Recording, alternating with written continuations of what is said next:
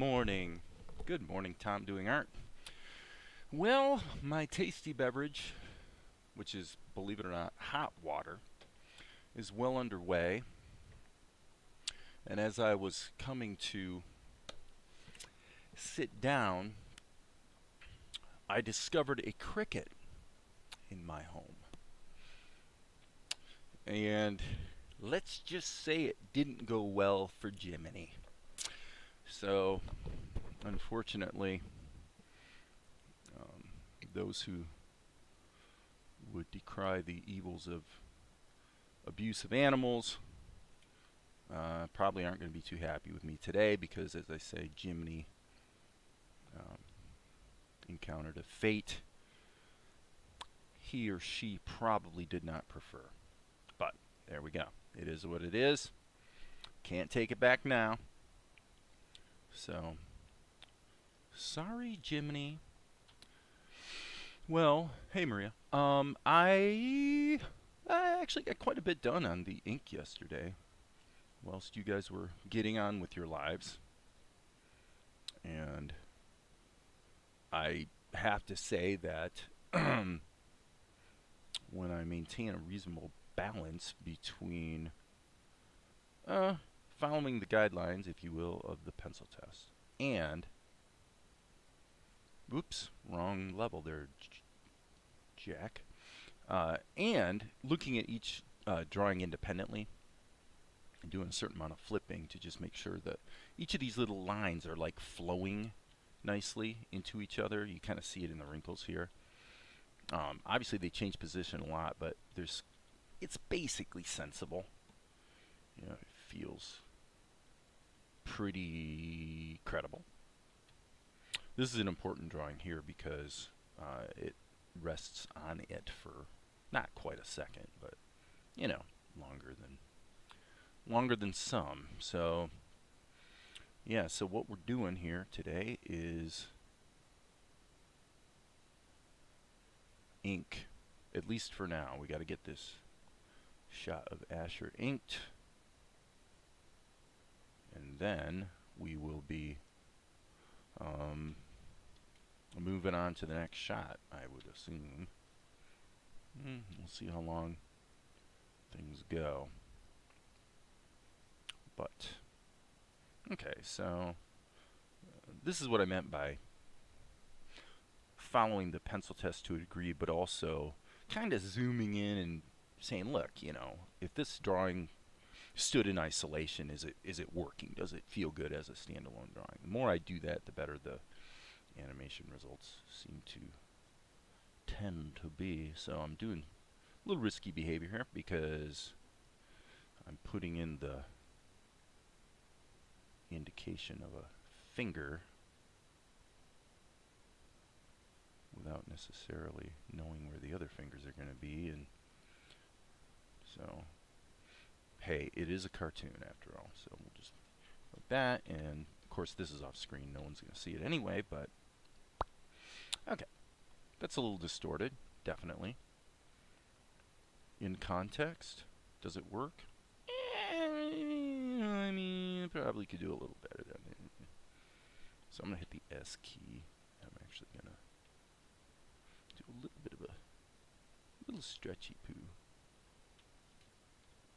You know what? Let's redraw it. I'm actually going to do something else. I'm going to, yeah, great example of what I was talking about. I'm going to hit the M key and actually flip this around so I get a fresh perspective. And yeah, that helps because now I can, what I basically want to do is have this cluster of 3 fingers, and then the pinky is kind of out like that. That's really what I was kind of wanting to go for. So, and we don't have to get too detailed with the, you know, delineation of the individual fingers. But anyway, I would say, other than the fact that this is all whacked, I tell you. Boom. Okay, so flip that back, hit the old N key. Yeah, that's better.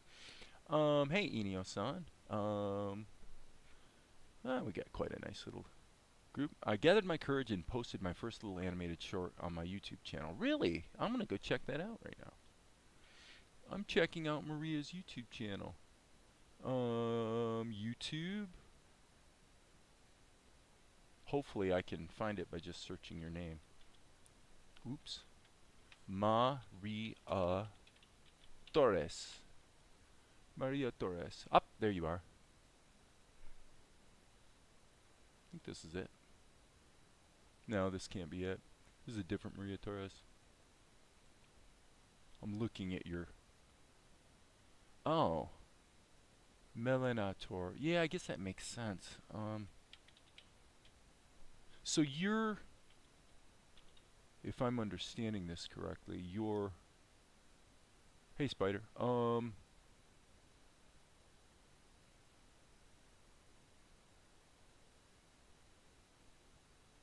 Taking half a second here. Ah, Melanator. There we go. There we go. I spelled it wrong. I'm a silly goose. Oh, here we go. Now that's weird. Why does it, when your channel is listed as Maria Torres, yet Melanator is what got me to it.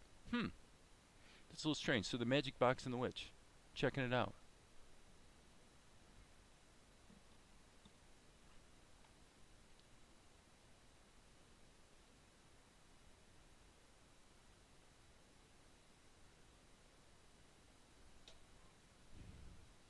Interesting.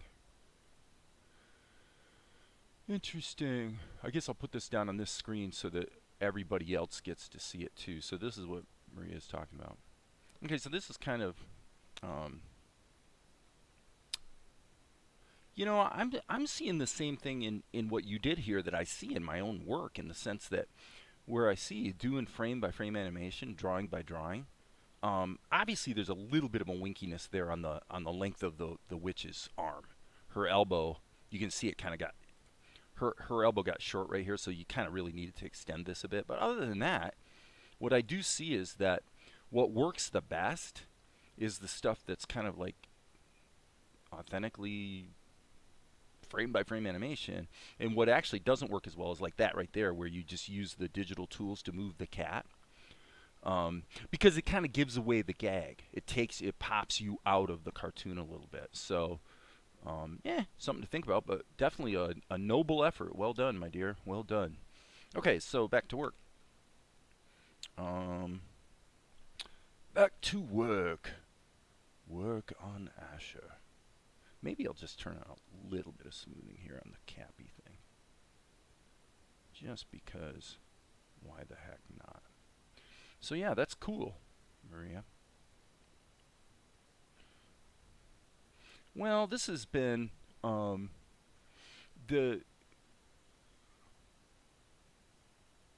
you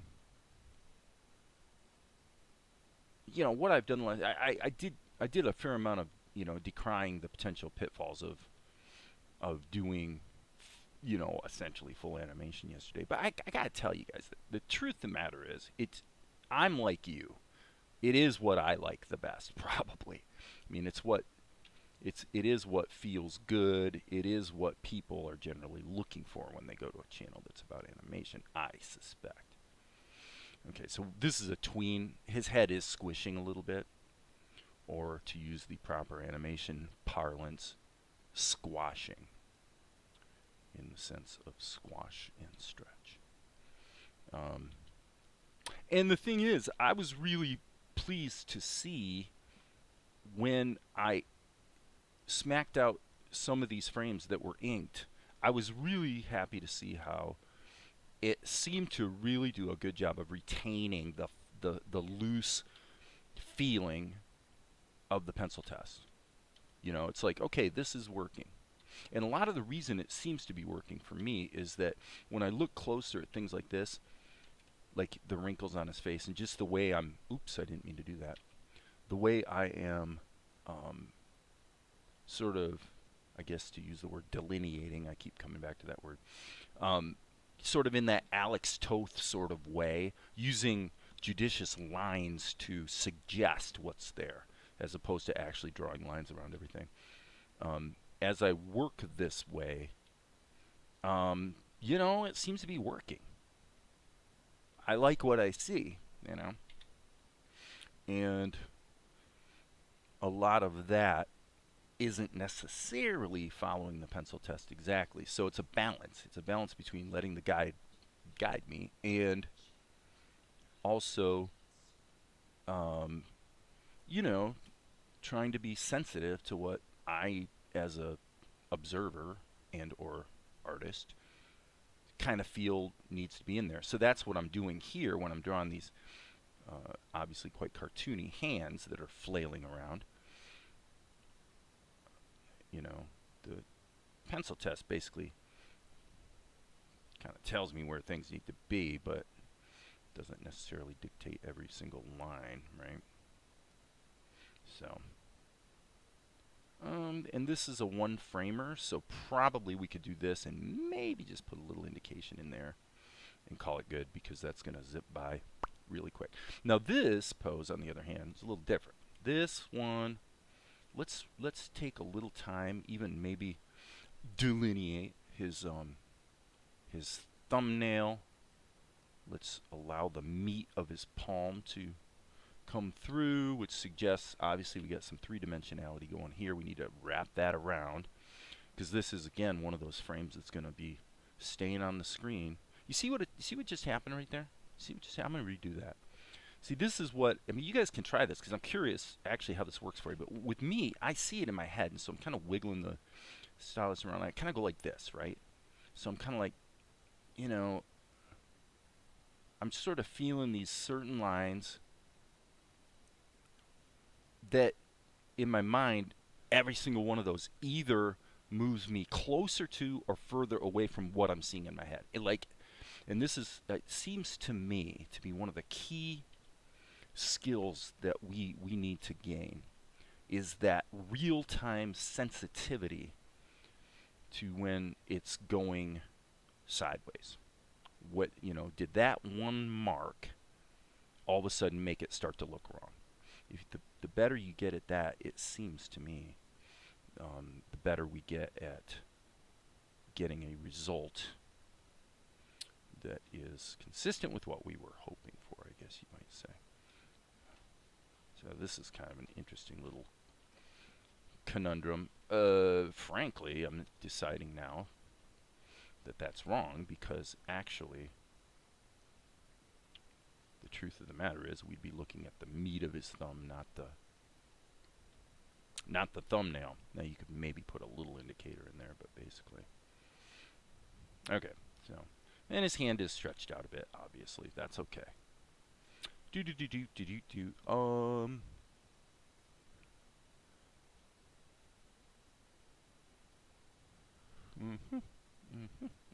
Okay, keep going. Let's keep going. I'm going to go ahead and put that frame in there. Might as well put them in. Stick to the plan. Now that one, it's a tween, so we got some latitude, but as you can see, it was tweened as a pencil test, and so there's very little guidance there. These three frames, by the way, are erroneous. Oh, and just a note, too, by the way, in regard to these empty frames, don't forget that if you want to, you can take these empty frames that are on the end of your pencil test and smack them up here alongside the pencil test in another level, and you could actually put your ink and pencil test in the same level if you don't want to deal with Opentoonz idiosyncrasies that go along with trying to ink over your pencil lines in the same image, but yet you want to keep everything together in the same level. Turns out you can do it. Okay, so again, ignoring his mouth here. And then here and there, I may actually jump back into the pencil test. Like here would be a good example where I think I'll jump back to the pencil test. Just not quite satisfied with the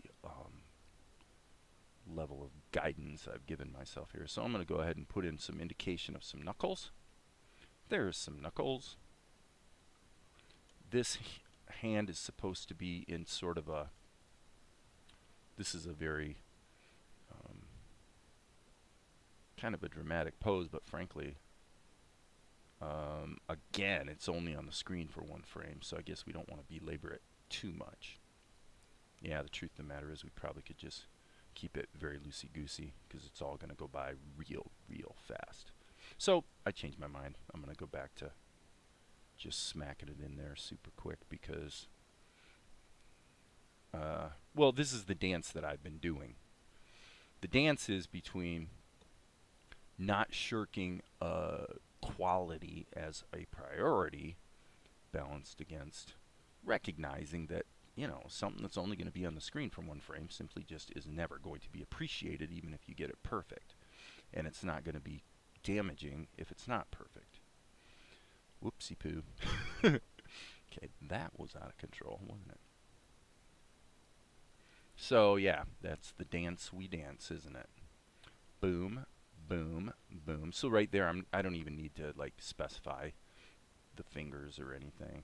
I do need to make sure the shapes are close so they fill properly. In fact, it would actually not be a horrible idea to go like this.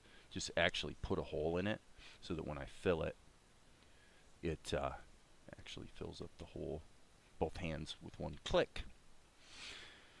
One click, friends, one click. Okay, double check, double check, double check.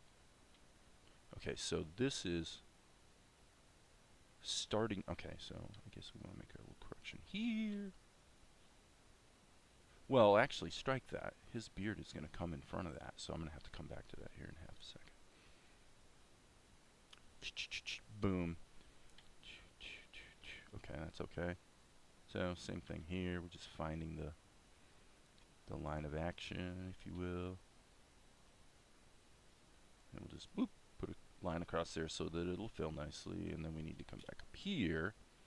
Again, it's a one framer, so let's just make Asher look okay and move on to the next frame. I'll be coming back and doing all the lip sync later. So I do need to close this shape without introducing a tangent. Although if we were going to be really clear and specific about this, what would really happen is this would wrap around like that.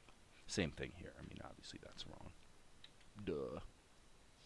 Always thinking about the three-dimensionality of my characters and my drawings. Oh, got a closed shape there. We need to make sure of a couple wrinkles there and back to work. N key. Huh, looks like I pretty much did that one yesterday. Oh, got a little bit missing down here on the end. He does have these cuffs. So let's have some fun drawing the cuffs somewhat accurately. Like that. Giving him some thickness. Okay, and then his wrist is going to just pop out of there and we'll make that like that so we can fill it in. Alright, checking the messages. Steve Riggs. Hey, I haven't seen you in a long time, dude. Good to see you, buddy.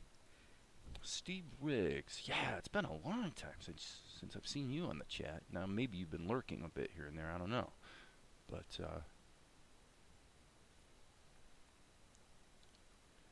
good to always have people from the old days coming back around.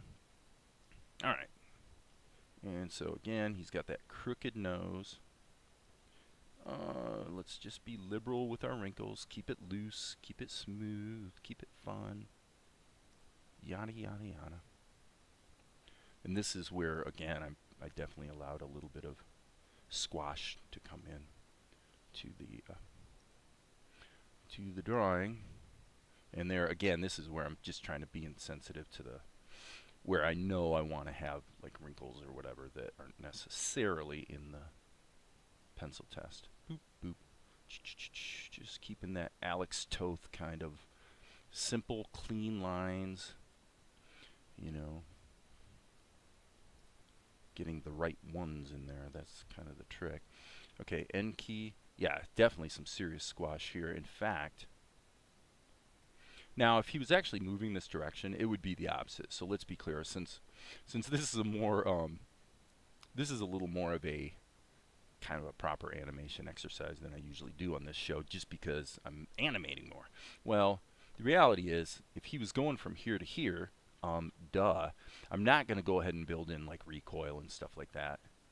As I said yesterday, I'm not really doing a lot with anticipation and, as I say, recoil, bounce back, all those things that can make animation pop. But the reality is that this would not really be a squash, it would really be a stretch, because he's moving in this direction, and so the hat and his head, theoretically, are being left behind a little bit. So, duh. But you knew that. You were out there screaming at your computer screen saying, Dave, really, dude? Seriously? Seriously, pal? That's what you're going to do, huh? That's what you're going to do? I don't think so. Okay, there we go. So, been really busy, but been catching your streams on replay. Cool. Glad to hear it.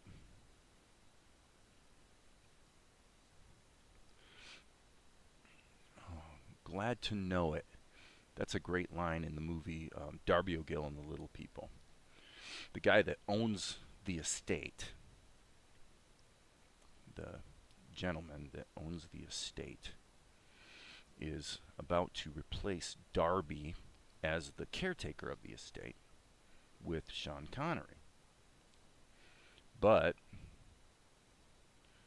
the old lady in the town, I forget her name, is vying to have her son installed as the new caretaker.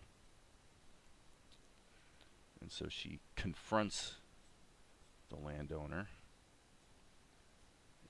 and brags on her son. What is his name? I'll bet you Maria knows. I'm thinking something like Toomey or it's not like Toby. I can't remember what the guy's what's the guy's name. Really, by the way, the actor did a really good job in that role. But yeah. So anyway, she's basically saying that her son can lick any guy in town, as if that qualifies him for the job or something. And the landowner's like, "I'm glad to know it," meaning, would you please quit bothering me, old woman, and let me get on with my business? And he's kind of trying very hard to be polite, while also wanting, quite obviously, to dismiss the woman post haste. Post haste. So, one of my favorite films, actually. That may seem quite bizarre to some people, but Darby O'Gill and the Little People is actually a wonderful demonstration of the absolute state of the art of old school practical special effects, vis-a-vis the work of the great Peter Ellenshaw. Force perspective. I mean, the stuff they did in that movie makes the Lord of the Rings look like child's play. Now, not really, but I mean, it's pretty crazy what they accomplished. The problem with it is, the challenge of it is, if you're going to do forced perspective and you want to have essentially somebody standing 50 feet away, but you're making it look like they're actually in front of somebody standing 5 feet away, then you have to have ridiculous amounts of light in order to have everyone in the shot be in focus, because you've got to close down the aperture of your lens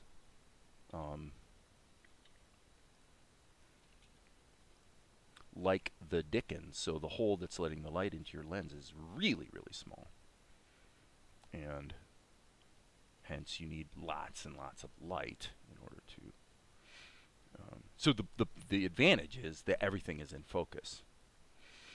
The disadvantage is that it's harder to see. You need more light. So yeah, apparently it was pretty hot on those sets for Darby O'Gill and the Little People. Yeah, if you haven't watched it, watch it. No, I just made a stupid mistake. Yakking too much. Okay, checking the... Hey, Amar. I was supposed to stream, I guess I will in a bit.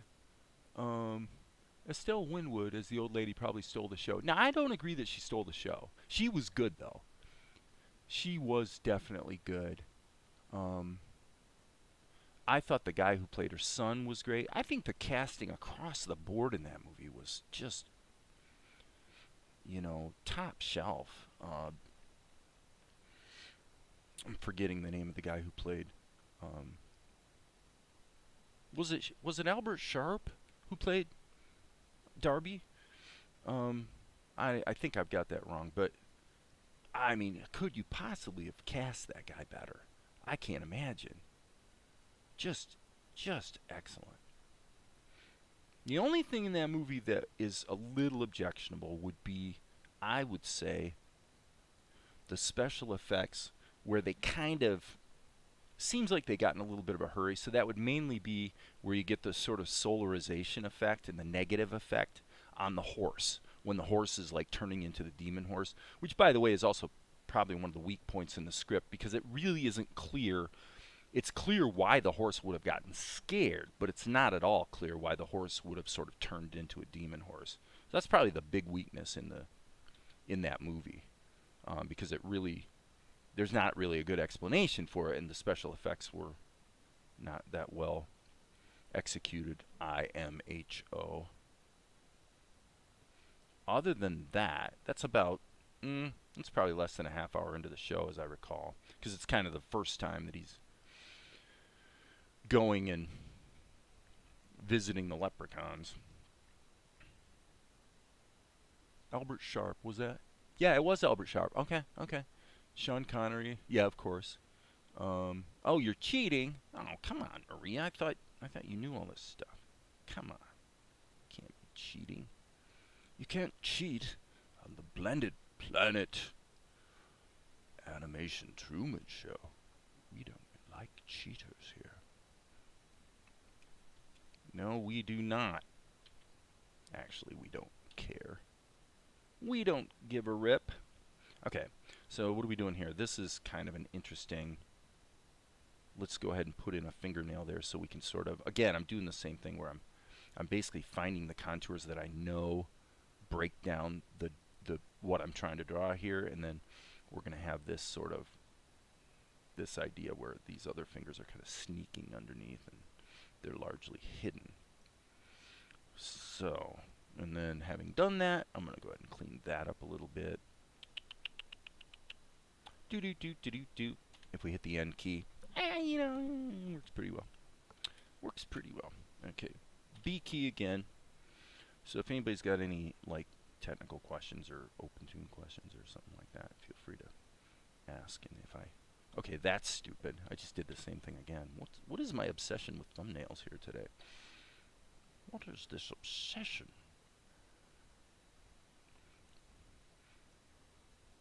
David Matthew Wingfield Bethay Weiss. Yeah, that's my actual name. My name at birth was Matthew Wingfield Bethay. What a cool name. I love that name. Only found that out July, August, September. 3 months ago. 2 months ago, 3 months ago, something like that. Found out what my actual name was at birth. Matthew Wingfield Bethay. I think that is just a great pen name. I need to like write a book just so I can use that as a pen name. Well, the reality is I actually have a book sitting on the shelf that I need to deal with getting published, which is the novel version of my most successful feature film, Healed by Grace. I created a novel of it, and I actually had a friend of mine ghostwrite it. I basically set the tone in the first 40 pages or so and then turned it over to her to ghostwrite so that she could get the author credit, basically. Just help her move her authoring career forward. And but we haven't actually gotten it out there. What happened was I was dealing with a publisher that we thought we were going to use that just turned out to not quite have their act together as well as we thought. And so we decided to defer on the deal and just never, here it is a couple of years later, we just never bothered to sort of go find a different pathway. self-publishing or whatever. So it's all good. It's all good. These are the things you do. But yeah, it's kind of stupid to have it just sitting on the shelf, I guess. Yep. Boom, boom, boom, boom, boom, boom. I am also increasingly trying to gravitate towards what I'm kind of doing now, which is really, just be even more and more and more real time in what I'm doing. And of course that requires a lot of skill drawing, You have to have a lot of certainty about what it is you're trying to do and how to do it. So, but to me, that's kind of the biggest reason why I'm here. The reason I do animation nowadays is just because of that. I love the personal challenge of trying to master something. It's the same feeling I get when it's like that. It's like that little happy birthday I posted yesterday for my dear 84-year-old adoptive mother, the woman who raised me. I basically, what I did was I didn't know how to play Happy Birthday on a guitar, if you can believe that. And so I spent probably 20 minutes basically training it. Like this is a little tricky because it's like a finger style kind of thing, right? So I have to train it. So I had to figure out all the chords and make sure that the voicings are such that the melody note is on the top, kind of in the soprano voice, one might say, so that you can hear it. Usually the highest note is what you hear as being the melody. So it took about 20 minutes of just training it and figuring out what I needed to play and how to play it, and then I rolled the video and I actually got it on my first try. I couldn't believe it. I'm like, no way. That's cool. So that was pretty much dumb luck that I didn't follow it up somehow. Don't want to have I'm going to redo that. I don't want to have a tangent. And plus, at this point, I think we're just going to, I hate to do this. What would be the thing to do here is actually move this line in a little closer so that we don't have to draw the second line. So I'm going to go ahead and just move this to here. That way it makes more sense just to go like that. And then we don't have a stupid tangent gumming up the works. Why so many names? Well, my actual name is David. Well, my legal name is David Matthew Weiss. But my name at birth was Matthew Wingfield Bethea. So when I drew that caricature of my biological father, I signed it David Matthew Wingfield Bethea Weiss, just for fun, for no particular reason. So yeah. So I don't think I answered your question, really. Your question was, what's the story behind the story? And the story is that I was born in 1966 in the period that is known colloquially as the black hole of adoption, meaning that generally adoptions were closed, meaning you don't get to know who your real, family is. You don't get to know. And nothing short of an act of God, and maybe even including, will allow you to know. Nope, you don't get to know. Now, if all the people involved sort of quote unquote put their name in, and they're able to match up somebody who's looking to someone else who's looking, in other words, the parents and the child, then they match you up and it's all good. In my case, what actually happened was there was nothing on record from them, either side, father's side or mother's side, because they didn't stay together or anything like that, right? So, so the good news was that in the state of Michigan, which is where all this took place, they have a provision for what's called a confidential intermediary. So, confidential intermediary is a professional whom you pay a very modest fee. It was actually like $300. To that person is then given access to the records, and they discreetly approach actually step one is they do the research, which this girl had found the people in an hour. It took her an hour to find everybody. It was amazing the job she did. So they So that person is able to have access to the records, and then as a professional, she is very experienced at approaching these people very discreetly to say, hey, kind of thinking maybe this guy might be your kid. Um, are you interested?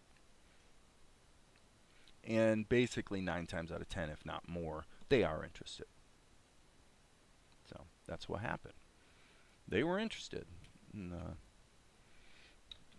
for me, I'm one of the lucky ones. I hit the mother lode of success in the sense that I was able to get in touch with all sides of the family, and it was all very cordial and fun and pleasant, and they very much embraced me as, especially on the mother's side, as really one of the family now. Here, 3 years later, I guess 3 years later.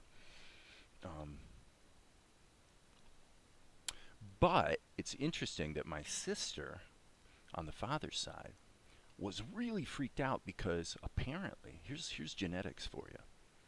Apparently, when I played that Happy Birthday song, my biological father was a musician. He played guitar, and apparently he would end Happy Birthday exactly the same way I did, da da da da, and many more. I just did that for fun, and she's like watching it on YouTube. And she's like, "Oh, that's cool. That's kind of like Dad. Dad used to play Happy Birthday on the guitar." And then she just freaked when it got to the end because it's like, "Oh man." She didn't expect me to do exactly what he had done. Of course, I never met him because he had passed away 2 years before I did my investigation, unfortunately. So I missed out on the opportunity to meet old Jerry. Old Jerry. Hey, Tiny Sailor. So yeah, that's what happened. That's my story. Sticking to it. So yeah, it's been a cool adventure. I went from having essentially 3 siblings to having 3, 8, 10. I have 10 siblings. Man, I've got a lot of sisters. 2 brothers and, well, actually, I'm sorry, 3 brothers, and for a moment there, I forgot about my adoptive brother that I grew up with. He's a great guy. We were never too tight. He was 6 years older than me, and that's hard growing up. You're basically just an annoyance to the older sibling, and not hard to imagine me being an annoyance anyway. So for sure, it's kind of understandable that we were never particularly super close. Boop boop boop doop doop. Boo doop boop doop doop. Boo doop boop doop doop. Drawing our pictures. Keep rocking, man. Boom.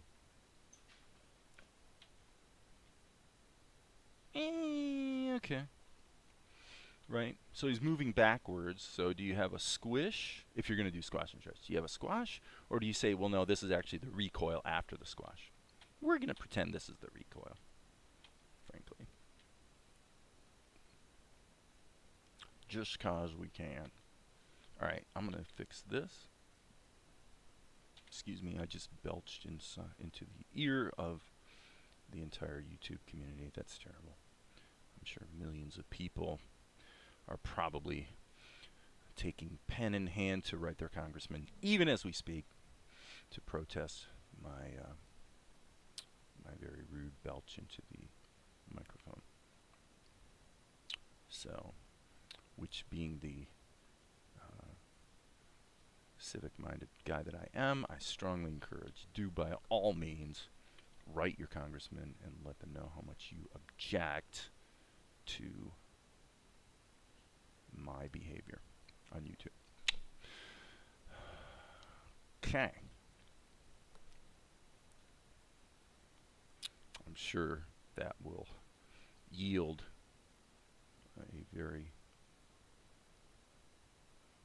heartfelt response from your congressman.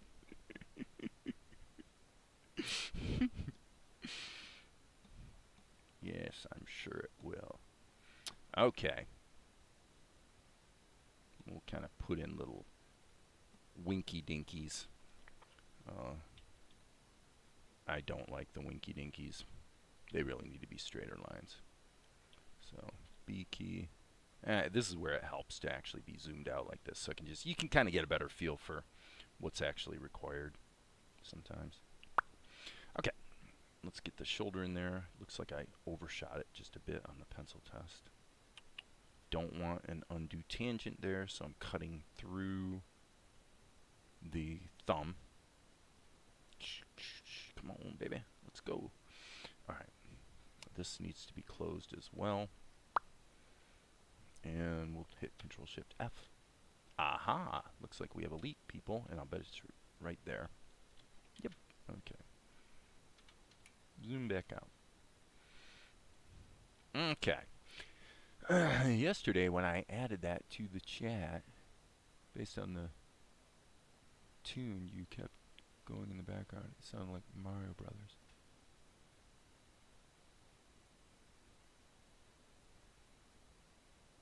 That's what I wrote the tune and said it's me, Mario. Yeah, I don't remember. When I think of Mario, I think of do do do do do do. Do do do do do do do do do do do do do do.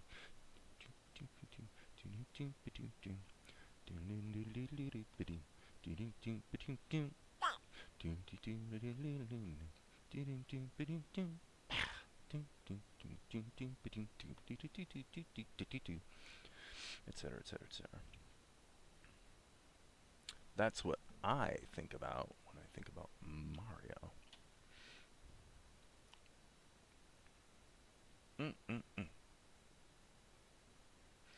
This is the drawing that will rest on the screen for a somewhat longer period of time. Boom, ba-doo, ba-doo, boom. This did not work. Alright, let's just think about this for half a second. We don't really have the guidance from our pencil test, so yeah, I think it actually needs to just distend a bit more like that. Excuse me. Boom, boom. Okay. Now, what we can do here is we can see that there's sort of this squared off, blocky approach to the inking that I'm doing, and that's basically just for the convenience of making short, jittery strokes so that I can actually draw straight lines that aren't overly wiggly. It's kind of one of those examples of necessity winding up turning into something someone might look at as a style. Not really intended that way. It's just, I just don't want to have my lines kind of going like this when I'm drawing them, you know. So, well, this helps as well. It actually helps kind of a lot. Okay, so you can see a problem. The problem is this. Index finger is clearly too thick. And now that doesn't look all that great either. Oh my gosh. Jeez, Dave, what the heck? What is wrong with you? Okay, and his thumb's a little large, so let's check back here. Maybe not. I'm going to actually change this a little bit. This is kind of embarrassing. Gotta add a little volume there to the old hand. So, you know, again, it's one of those things that you're not... actually, that's not what I meant to do right there, because look what we just did.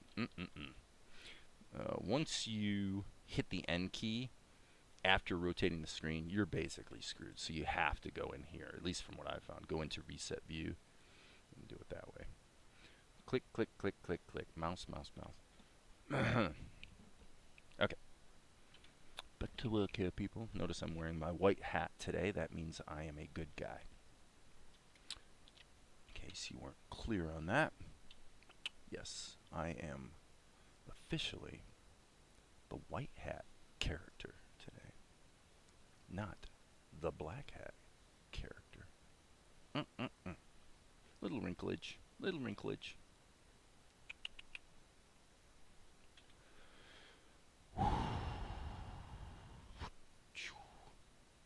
Boom, boom, boom, boom. All right, we got a little bit of a hiccup, and then there's the edge of the garment. So this would be the red part. This would be the yellow part. Yellow. B key. Cross that so that the shapes fill. And again, never hurts to hit Control Shift F. Looky here. Oh, well, obviously. Duh. I haven't inked that yet. That would explain a lot.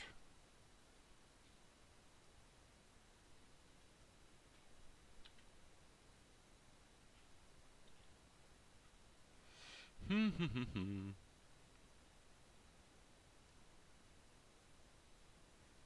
so this is where we're really getting into the, I guess I would say, sort of Disney-esque over-emoting.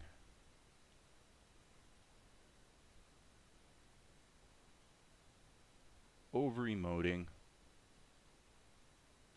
Asher's essentially in his own world at the moment.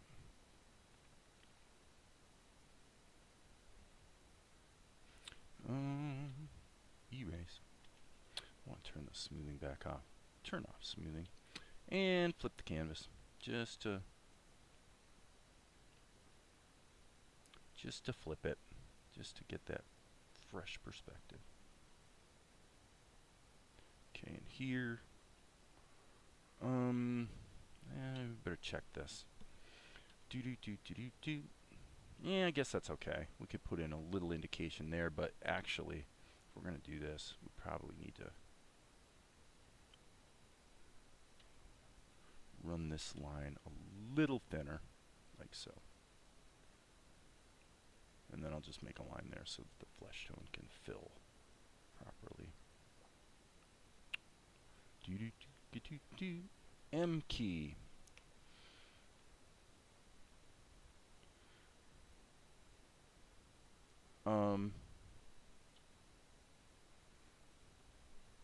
B key. You're either misreading his expression or he's letting out a loud moan. No. Neither one. The idea is that, how do I explain this? Okay, so Asher's in a, I mean, this is very much an animation kind of thing for me. That's stylistically a little bit off the beaten path for this show, but it's kind of working for the shot, so I'm going with it. The idea is that what makes this shot different is that we're using the shot is driven by dialogue. Okay, let's be clear about that. The shot is driven by dialogue. It's perfectly natural. Speaking of adoption, this is Asher saying to Mel, you know, it's perfectly natural to want to understand your story, meaning where you came from. We get to that with more dialogue, you know, downstream. And so it is truly the dialogue that carries the day here in terms of the meaning of the shot. But what I'm doing is I'm allowing myself to animate to allow the body language to punctuate the meaning. Thus, in most cases, this is over animated for the purpose of what, you know, a show that's a bit economically driven. You see? So on the word no, it's almost this smug,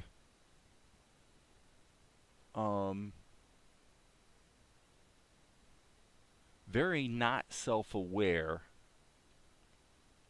false empathy kind of feeling. It's perfectly natural to want to know your story, right? And then he stops and catches himself. That's why it ends the way it does. Know your story. So he's overacting a bit, um, as if I'm your caretaker and I understand. And of course Mel's sitting there going, What are you even talking about?" Right? So that's part of the fun of the shot. Now, I again am a little uncomfortable with it from the standpoint that when I think about the sort of idioms that sneak into animation in order to evoke a certain amount of comedy. This is an emotional pathway in terms of the acting that I've seen a lot. So for that reason, there's a little bit of a degree to which I'm actually uncomfortable with how overacted it is. But being that it is a pretty cool animation exercise, okay, so that's a tween, and things don't really move that much, but he does need to stretch out a bit. Let me think about this for a second. Okay.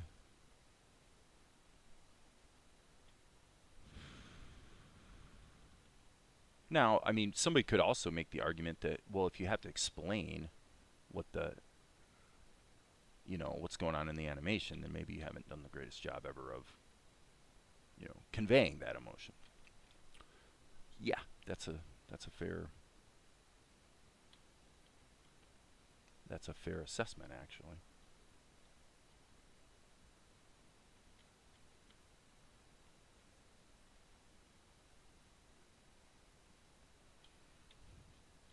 So, I'll let you guys decide. Have I failed or have I succeeded?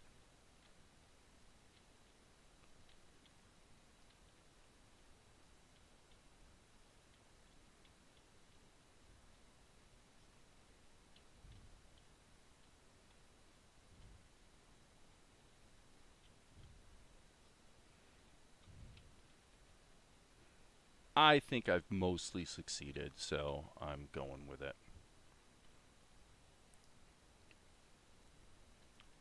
Okay, so what I want to do here is basically get a little bit of simplifying going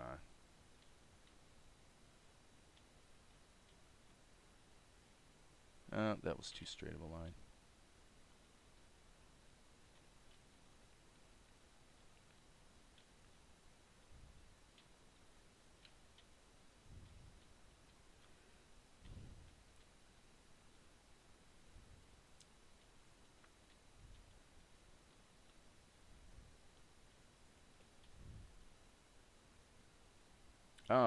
Well, okay, Dave. That would be a little objectionable. I really wanted that to be pretty much a straight line. Because he's stretching out his garment, you might say.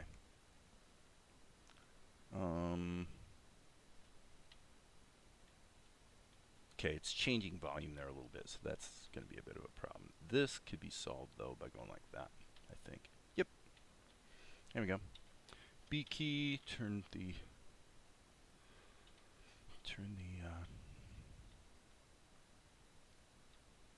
okay, there's a problem right there. I was going to say turn the rotation off. Okay, yeah, this is a little stupid. It's like I freaking bisected the cuff.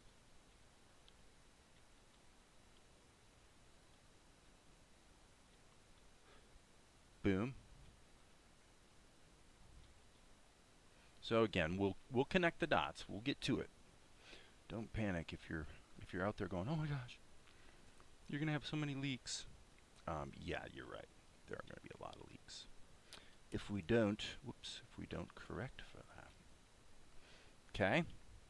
B key. So this move right here is gonna be a little important. Boom, boom, boom, boom.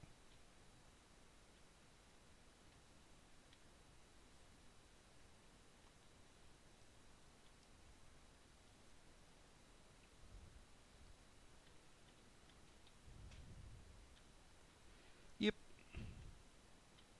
Okay, here. and boop. Ah, boop, ba, boop, ba, boop, ba, oop, boop, ba. Oh yeah, that's what I'm talking about. That's what I'm talking about. Yeah, get it going, baby. Okay, Control or Shift Alt R. By the way, that hotkey will not work for you. You've got to set it yourself if you want to reset your rotation of your screen. It can be done, but you got to set the hotkey yourself. All right, close up the gaps. Boop boop boop boop boop. Apparently, what I'm doing now is so fascinating that people are struck speechless. Speechless. They just are. They're so amazed. They just don't even know what to say. They're at a loss. They're at a loss. Don't know what to say. Don't know what to do. They're just beside themselves with awe at the artistry. Oh my God. I hope you guys realize I definitely do not take myself very seriously. I have.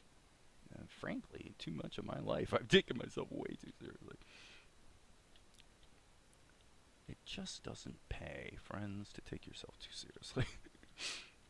All you do is really freak people out.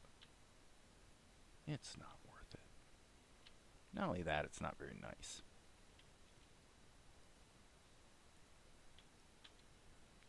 But I digress. I run the risk, of course, of introducing yet another, real deep conversation about the meaning of life. Which, by the way, I was certainly in my journaling time. I certainly was indulging some explorations of a deep nature this morning.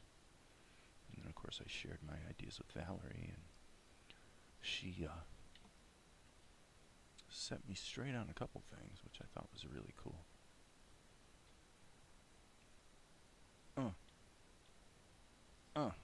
Whoops. I said, that's better. Yeah, I mean, it's a little bit of a non-credible curvilinear continuity. That maybe makes a little more sense. Let's close our gaps, shall we? Okay, actually not too far from the awestruck comment. I'd love to watch you work, especially on hands. Really? Well, I guess there's nothing to be done. Then,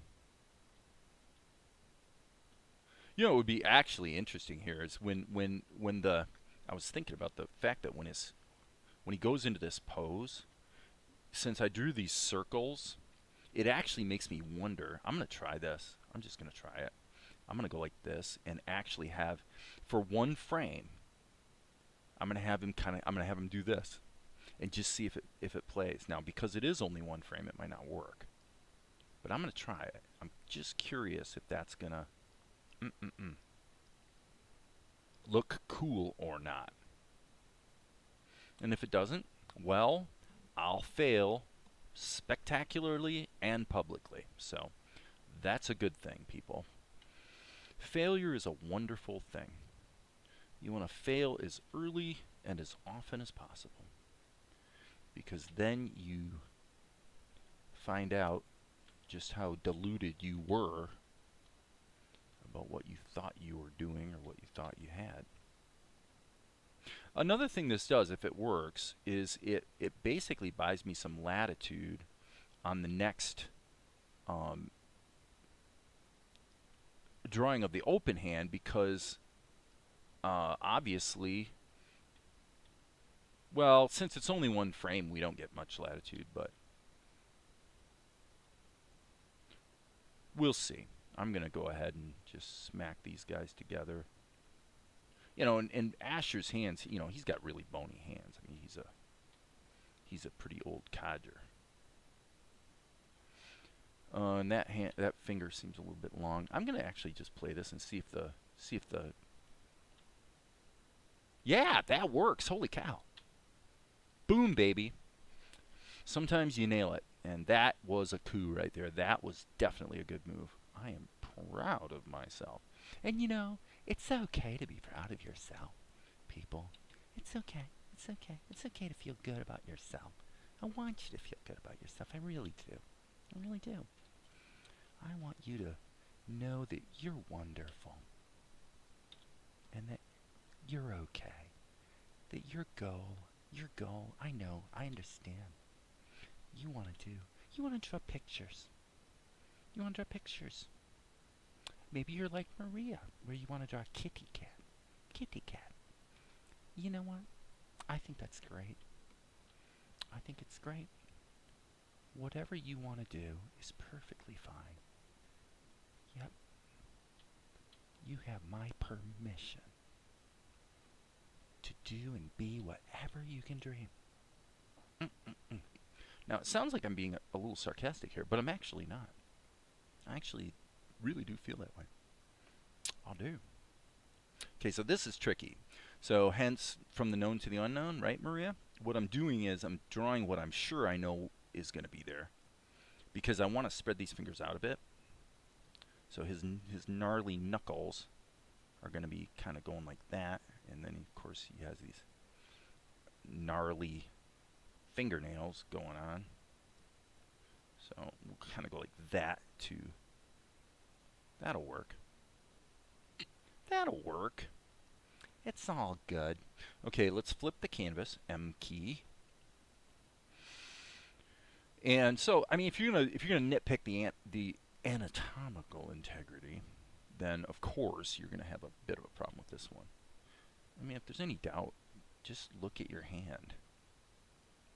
But in Asher's case, I am very much wanting to.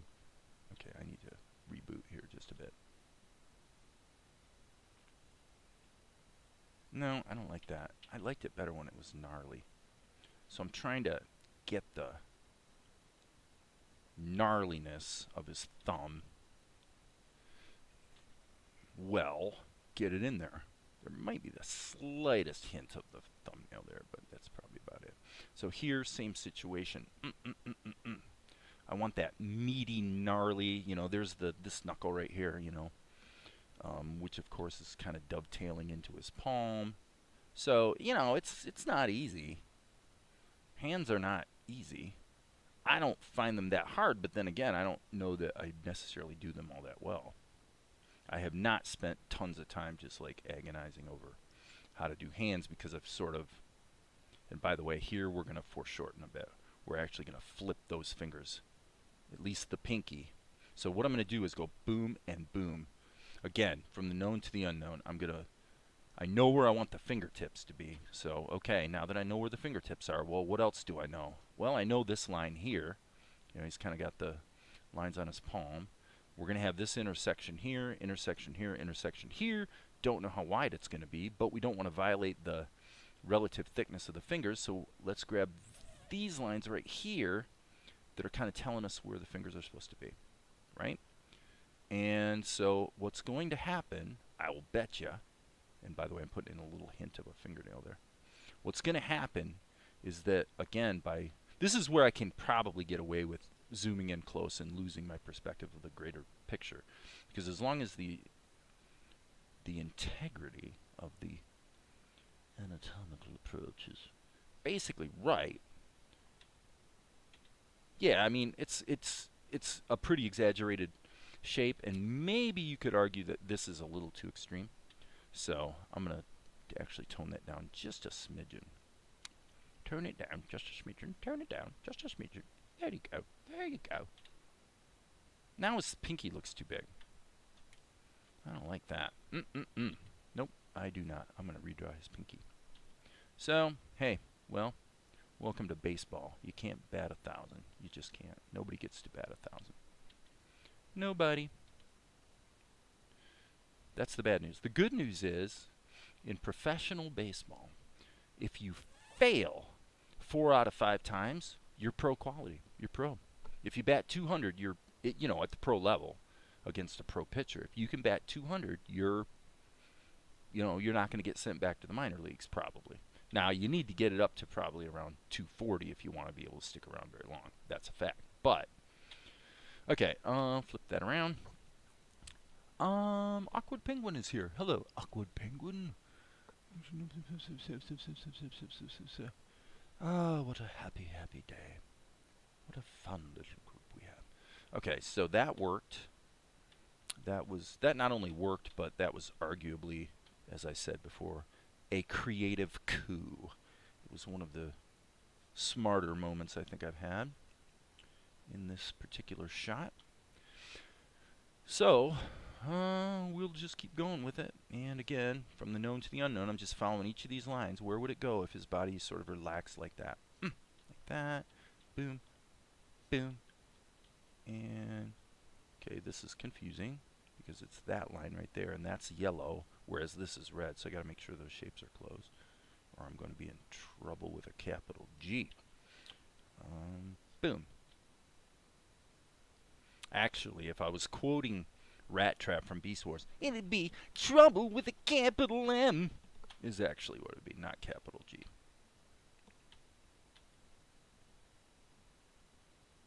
Trouble with a capital M. We're all gonna die. Alright, boom. And we used to love watching Beast Wars, my kids and I, back in the 90s. That was, for its time, just awesome. The guys at Mainframe, they were using soft image. That was their tool of choice. Largely because actually, Maya hadn't really taken hold. I mean, you had Alias, Wavefront Alias, which then spawned Maya. And of course, during that period, you could find cracks of Maya pretty readily. And I was in hindsight, well, I actually did have a crack of Maya back then in the 90s. I kind of learned it a little bit, but just because I was very curious about, you know, how cool exactly is the super ridiculously expensive $10,000 per seat software. It was pretty cool. Maya is a pretty cool program, but it had a unique way of doing things that was a little different from 3ds Max, which is what I had, which I actually spent way too much money on back in the day.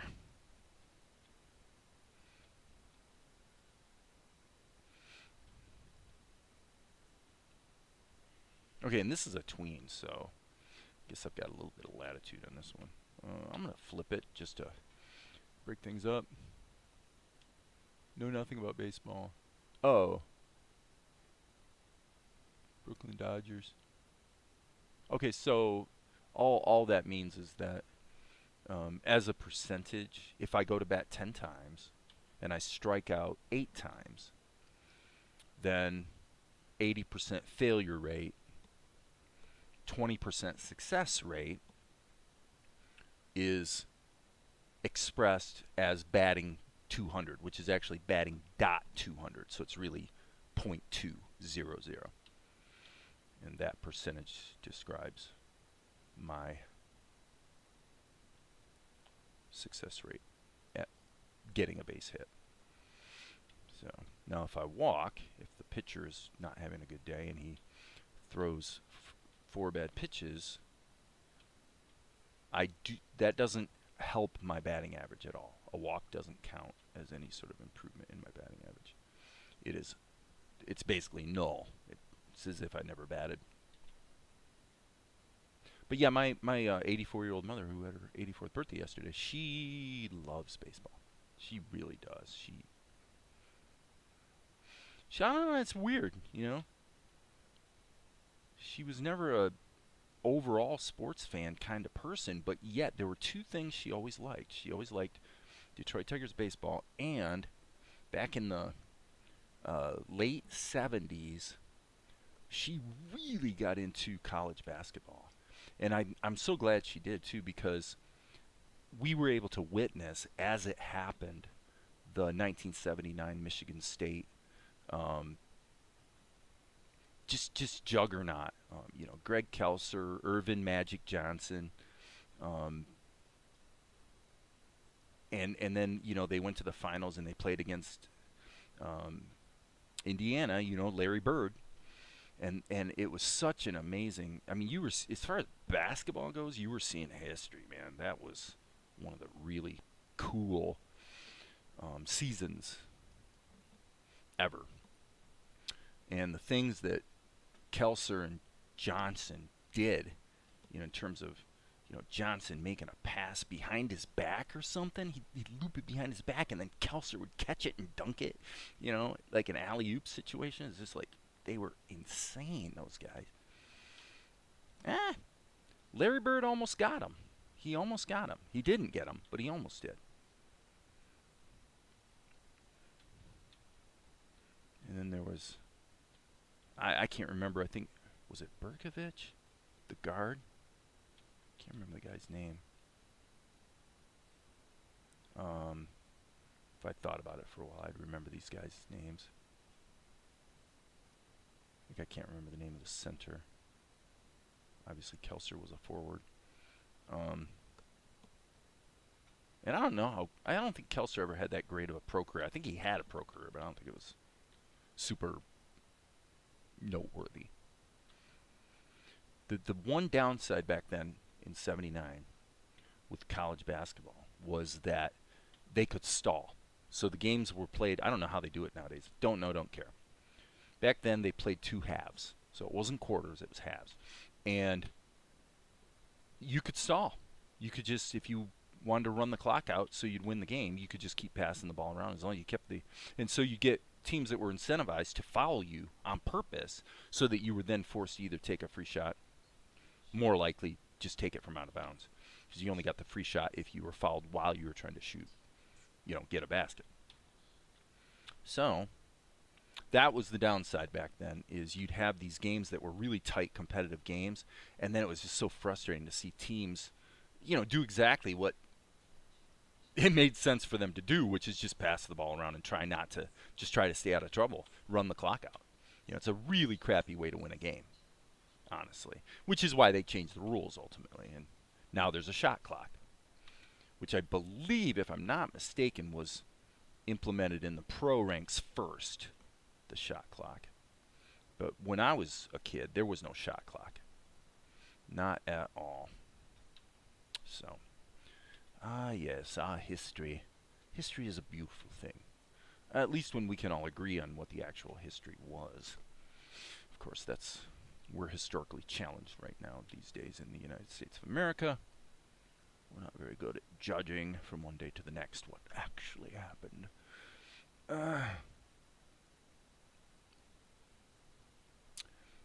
But I digress, and of course run the risk of, once again, going all controversial. We don't want to go all controversial today. Unless we do. Unless we do. So if somebody wants to put, I was unaware that I always want to be bigger in sports. Yeah, I was never actually a huge, I really liked baseball when I was a kid.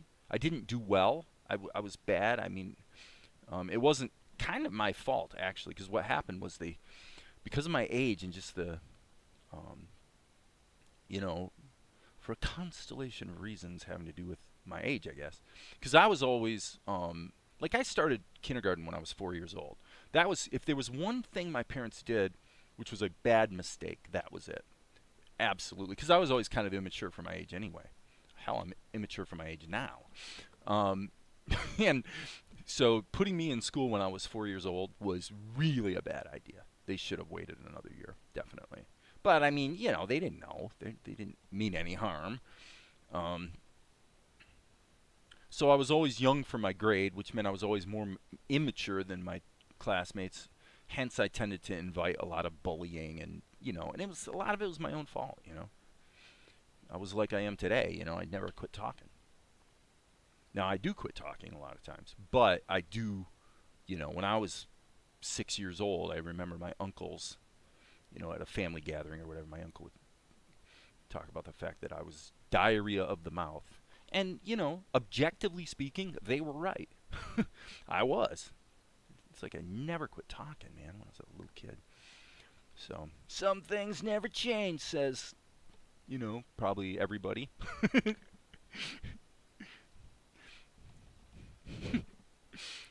Well, it's true, man. I'm like yesterday. I'm doing all this stuff in the kitchen because it's like we got a bunch of stuff from the garden we got to process. You know. Um, and today it's gonna be potatoes. We're gonna probably we might not do it today. Might be this weekend, but we got a zillion potatoes, pounds and pounds and pounds of potatoes that we're gonna turn into tater tots. So if you're a health freak, to a degree, that might sound bad to you because you are talking about frying. And I've never been big on frying. We've done almost no frying. We only just bought the fryer specifically so that we could make French fries and tater tots. But it's a great way to preserve potatoes. You know, stick them in the freezer, forget it. So, just saying, just saying. Yeah, we want to have we want to see the weight of his shoulder drop there. That feels good. That feels good.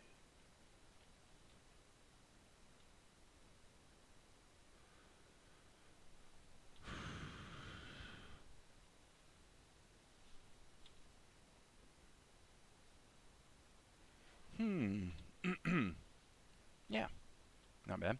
Okay, so now it's kind of a fair question whether I should just go like this. Just take these guys. For the sake of the following drawing, I'm going to go ahead and paste this in, rotate it a bit, and we're just going to see if we can get some leverage here. Okay? It may backfire, but what I'm going to do is take this. Okay, and what I intended, I guess I could redraw the cuffs, no problem. But what I wanted to do was basically drop the, and whether it'll work without redrawing them. Yeah, I think it will. Yeah, I mean, that feels right. That feels good. So yeah, that's okay. So we can do that. Yay! That just saved me 15 minutes of redrawing hands. Hey, baby. Hey, did you happen to see the most beautiful girl in the world? And if you did, was she crying? Crying. Hey, did you? You know, I remember Charlie Rich, of course. I remember when that song was on the radio. They were, you know, the other day Val and I were talking. I was actually trying to make the case that unlike, you know, sort of the conventional wisdom about the fact that music is the soundtrack of your life and it's like this key thing where you got all these important memories that where it's like I knew what was on the radio when that moment happened kind of thing. And I was kind of making the case that, you know, I just even though I'm a real musical guy, I just don't feel like I have these strong musical associations with memories like that. And Val's like, "Are you serious, dude? Seriously? No. You definitely do." So I'm like, "Okay, okay, okay." So then I started thinking about it. I'm like, yeah, you know. But for me, the more interesting, because there are key moments. Like I remember we went camping. This would have been, gosh, probably right around the 1980 time, I think, actually. Going camping. Um, and the campground had like a game room, right? Pool table, pinball machine, jukebox. And I remember, man, we would crank up. Well, you didn't crank it up because it was always the same volume, but um, like "Rock and Roll Never Forgets" by Bob Seger, who of course is a Michigan boy. You know, man, that was it's just amazing how much energy you get, especially as a young person. I think from music. You know, it becomes where you get your strength from in a way. It's really amazing the impact of music and the associations we have with it. Something's wrong here. Something's dastardly wrong. I'm going to flip this. Yeah. I feel like maybe a little wrinkle thing there, but basically this should be straight. Yeah, so thank you, thank you, thank you. Oh, kind universe, for showing me the error of my ways. The error of my ways. I have so many of them. They're abundant. Oh my gosh. Reusing good assets. Hockey, huh?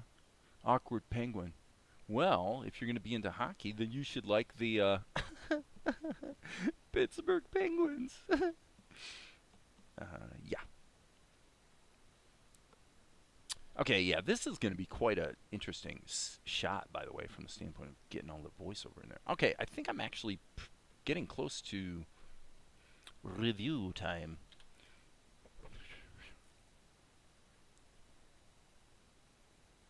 Oh, forgot to draw the poor guy's face. Okay. Well, this is going to be a little bit of a reuse of assets situation as well, because the whole point was the only thing that changed from this shot to the next was his eyes. So we're going to grab this, and then SV.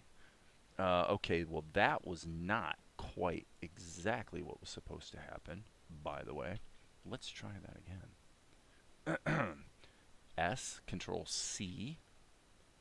And by the way, just so you guys know, I'm not even going to test it right now because I don't want this to backfire. But here's the deal. If you hit the selection tool and you hit Control C, and then you go to the next frame, if I just hit Control V now, I don't know this for sure, but I'm pretty sure what's going to happen is it's just going to paste it in. There's not going to be a selection tool selection around it. Okay? Now, I guess I could try. Okay, there is the selection. I've had it happen, and it might have been with older versions. I got out of the habit. Whenever I was pasting in with the selection tool, I would always hit the S key first and then hit Control V, and then it would always have the selection around it. Because otherwise what happens is, like all this stuff I'm cleaning out right now, winds up getting pasted over it, and it can make the cleanup process really, really difficult. So, just saying, people. Just saying. So there's the face. That's better. Okay, so now what we're going to do is we're going to hit the old E key. That would be the eraser for those who don't know and probably should.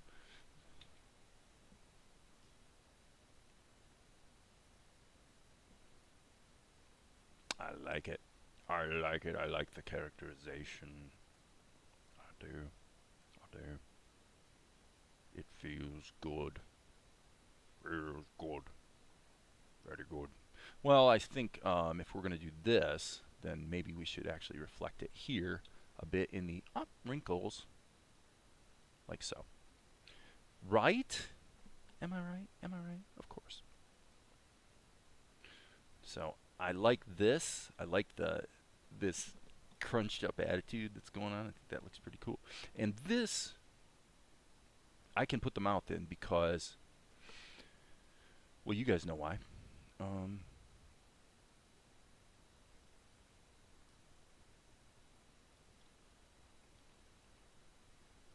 I don't know if I can put the mouth in here. I'm going to take it out for the moment. Okay. Is the back sleeve maybe a little large compared to the front sleeve? Well, thank you, Maria. Let's find out. You know what? Actually, I'm glad you said that because I actually thought the same thing and then forgot about it. I was rushing along. Yes. The problem is actually this right here. It's just I noticed that and forgot about it. So, yeah. This is wrong. So, thank you for flagging that. This should be more like more like that. Good call. Good call, baby. Good call. Okay. Ba-doop, boop, ba-doop, doop. And probably better deal with his beard as well. Come to think of it. See, you're a little bit older and a lot less bolder than you used to be. So you used to shake 'em down. Now you start to think about your dignity. Sweet 16's turned 31. Anybody else remember that one? Rock and roll never forgets. Love Bob Seger. I'll have to put a performance here for you sometime of me singing the great Bob Seger song, The Career Maker, which was, of course,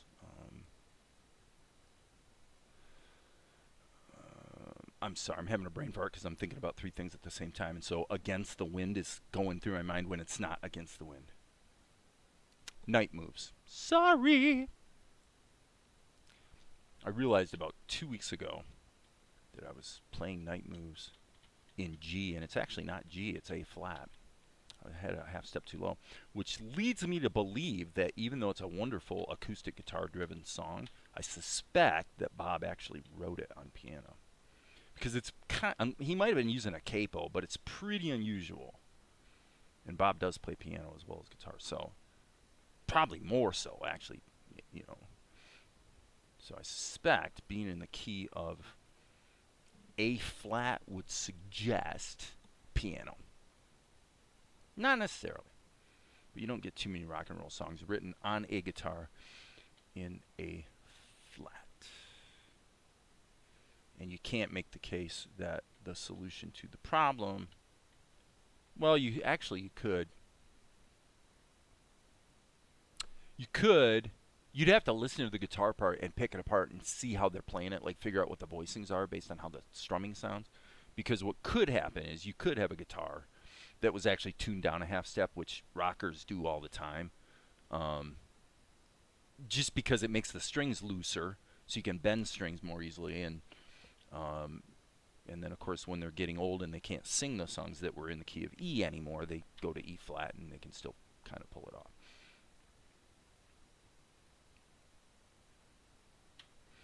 I'll tell you, if there was one semi-famous person in the vocal, like rock and roll singing zone that I would love to like sit down and have a conversation with, basically to coach him, I'm not joking, it would be Bon Jovi. OMG, he was so bad the last time he actually noodled around doing concerts. I mean, like, this guy is just has no technique. I have no idea how he did it back in the carried it, living on a prayer days, because he has not been able to maintain the pipes at all. And when you listen to him, you can tell why. It's like you can totally hear what he's doing wrong. It's like, oh God, dude, I just want to like shake you silly and give you a little tip here on how you could use your voice more intelligently and you wouldn't be having these problems. But yeah, whatever. What do I know, right? Old Johnny Boy's not asking me. All right. What we got here? That current frame, 11, his ear seems to have gained a bit of mass. That's not entirely unlikely. Let's have a look. I'm going to hit the N key, and then I'm going to start toggling through. Yeah, I mean, you could actually argue a little bit of a tweak there. That's probably...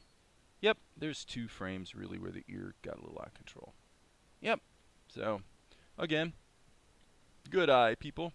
And that's kind of my fault in terms of Asher being, his characterization, especially when it comes to his ears, has been a bit fluid, let's say. So, again, if it's a tween, I mean, I remember when I drew these, I was actually thinking about allowing a little bit of squash and stretch to happen because he was in motion, but I don't think you can quite get away with that here since it rests on this frame for a while. So that would probably be a little more palatable to the discerning viewer. And now what I'm going to do is I'm going to go ahead and allow that squash and stretch to happen. I'm going to smash it up against his head like that just for fun. So when it moves, it'll probably look okie dokie. Broom. Yeah, you didn't even see it. Broom.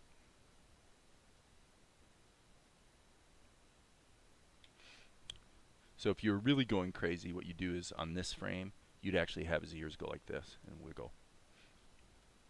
I'm not going to do that. I just don't want to deal with. That's getting way off the beaten path in terms of the many violations of our stylistic imperative. So that's that. All right. File, save all. Well, next step would be probably to go ahead and wait for Tahoma to save. So I'll take a drink of my tasty beverage. Max used to work across recording studio.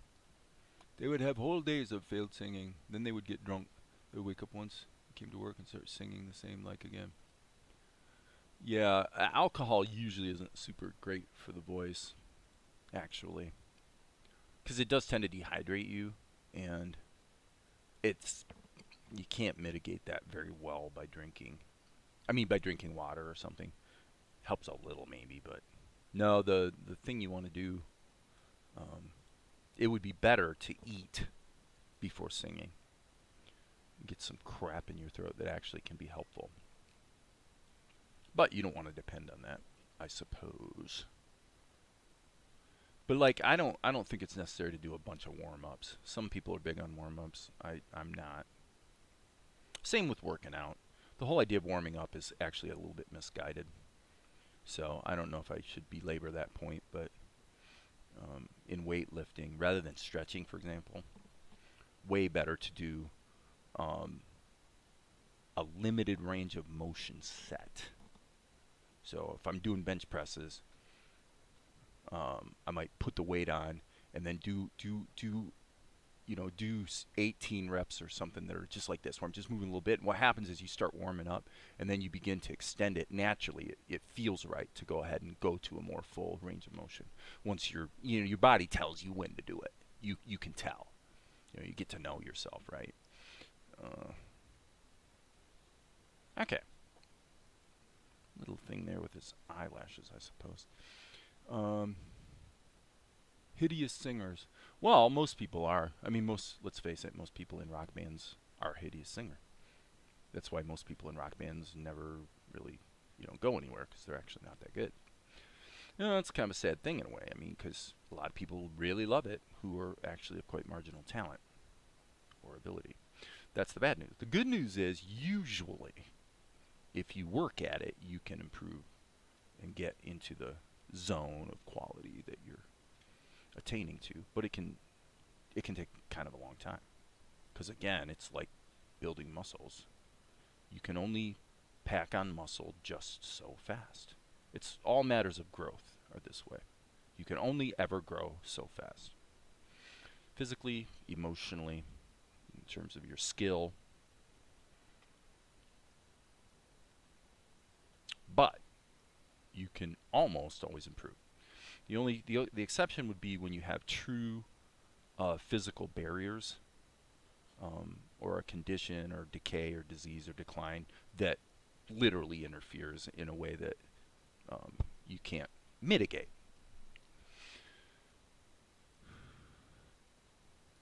But some people are inclined to try and some people aren't. I remember one of my dear friends, when he was slowly dying with brain cancer. I remember he lost the ability to. He had some real speech problems because of where the cancer was right over his left ear, and basically was impinging on his speech center. Okay. So he's trying to, as I recall, he was trying to say the word Indianapolis. Yeah, he couldn't say it at all. And I said, well, can you say in? In. Can you say D? D. And we went through all the syllables. I'm like, you can say every one of the syllables. So say Indianapolis, and then train trying to get the pace back up. Now, admittedly, of course, the cancer would have continued to cause decline, which he would then have, of course, had to further try to mitigate, and increasingly, of course, lose the battle. But as his friend, I found it so frustrating that it was so easy to identify a methodology that allowed him to improve instantly, not slowly, like right now. And he didn't try. And I'm like, what the heck? Why wouldn't you try? Okay, well, there are reasons. I mean, we can get into the, there's devastation and discouragement, and there's a lot of those emotional aspects that come into these things for sure that are monstrously impactful and difficult to overcome. So there is certainly that to be considered. Don't want to be insensitive here. Okay. Seriously, I really don't want to be insensitive. It's a, you know,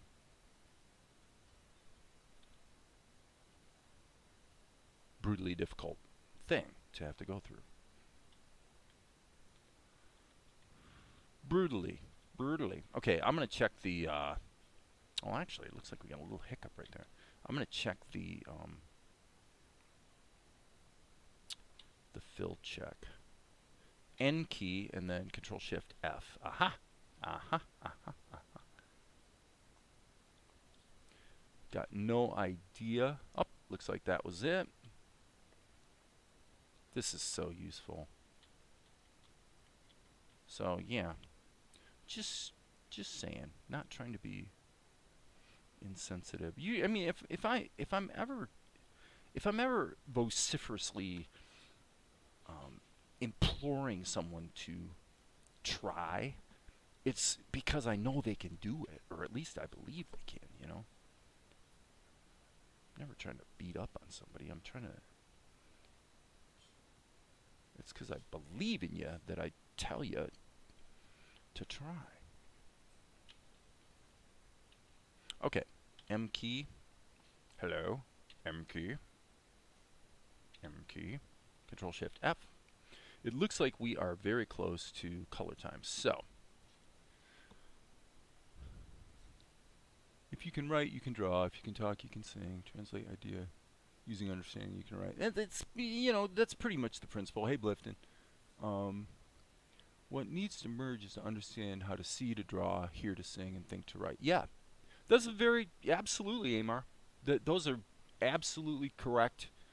And you know, for me, increasingly moving always all the time towards greater and greater real time, right? In meaning that I want to be able to essentially draw or write or compose as quickly as I can think it. Just because it's not because that's that big of a deal, but just because it's fun. It's a fun challenge to try, and you know, get the time factor down as much as you can. Now the danger here with obviously with animation and many things is that if the quest for speed becomes an end unto itself, there's a high likelihood that you're gonna let quality start to go badly by the wayside in favor of being able to say, look how quick I did it. Which of course we've learned here working on this show how misguided that is. Badly misguided. Because all it means is you're going to have to go back and redo stuff. Ah, come on. Come on. Come on. As the late, great Donio would say. The late, great Donio. Oh, come on. Seriously? I checked this. I fill checked it. I really did, people. Up. And I am not going to do the fill gaps thing. This is actually set to fill gaps. Let's close and fill and see what happens. Oh, didn't work. Distance, obviously we gotta make it a little bigger, but then that puts more gaps in it. I'm gonna actually ignore gaps. Generally speaking, I think it's probably better to just do the fills the old school way. The old school way. Oh, come on! Alright, so I need to be careful. This is a little irritating only because I did fill check this. I really thought I did. But maybe, friends, maybe I didn't. Let's back up. Let's stop everything and go back and see if there's something. There we go. Okay. This is a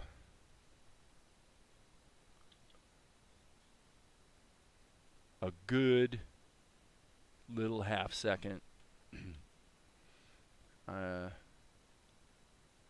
I trying to say? It's worth taking a little bit of time in order to avoid the frustration of the leaks. I don't like going to do fill and bumping into leak after leak. That starts to get me in a really irritated frame of mind. Irritated, I say. Can't quite see where the leak is there. I suspect it's there. Nope, that's not it. Where the heck is it? Following the contour around. Maybe there? Yep, that was it. By gum and by golly. Okay. Control Shift F and F key by itself. Boom.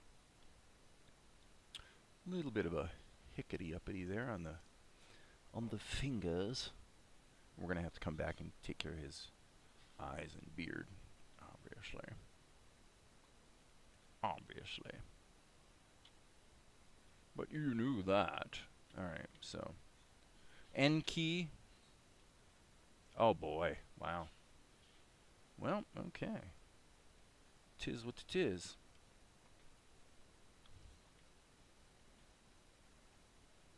How did I miss that frame? Sometimes I seem to not be quite as awesome as I think I am. How very, very disconcerting to find out that you're less awesome than you once believed. Nope, little flesh tone there, little flesh tone there. Boo-doo, boop-a-doop-doo, yeah. Do we have anything there? Nope. Okay. Plenty of work to do, friends. Ah!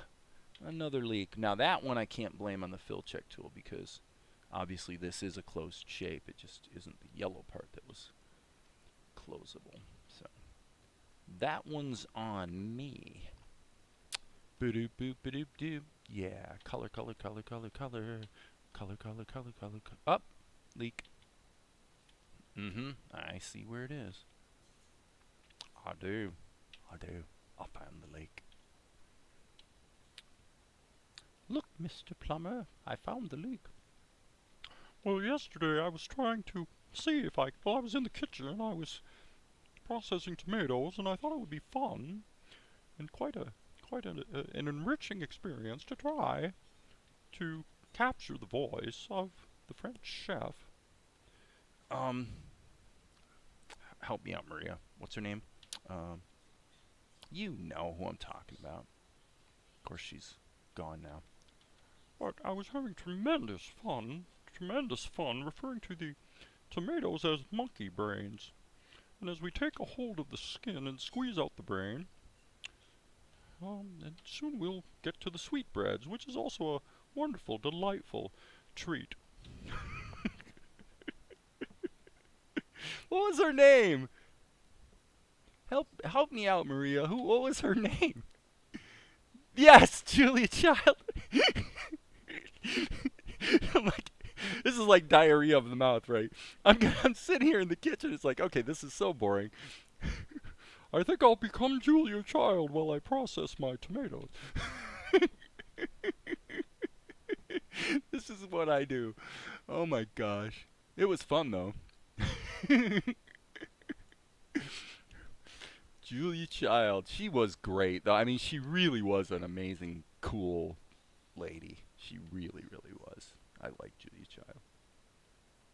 And basically, you know, I have to say back then, you know, talking about dealing with things like brains and sweetbreads and the way she would talk about them, it's just all matter of fact. You know, it's just a different era. It was just a really different time than we live in now. That's for sure. But you can see it on Tubi. I mean, Tubi, or I'm sorry, maybe it was Pluto. Pluto TV has a whole channel that's the French chef. A whole channel of 24/7 Julia Child. Problem with those guys is they have so freaking many commercials. They really have a lot of commercials on Pluto. But, you know, that's the price we pay for the privilege, the wonderful, wonderful privilege of free television. And I didn't listen to a reference either, so I'm like, I don't know what she sounds like right now, but this is kind of what I think I remember. And you recognized it, so I must have done something right. Oh my gosh, that was fun. Monkey brain. And they weren't, they would fry stuff. They weren't all worried about, cholesterol. Just you fry stuff sometimes. That's just what you do. It's it's just a really different era. Well, Unfortunately, the color of his hand, we may have to throw this one out because the color of his hand just isn't quite appropriate. I'm not sure we'll want to be eating that particular part of the corpse. ah, come on. All right, here's the problem right here. Fill tool. Okay. We're having more fun than we're allowed to have. Way more fun. Okay, so have I gone through the whole sequence yet or not? Let's just hit the L key and see what we bump into here. Okay. I think we're good. Oh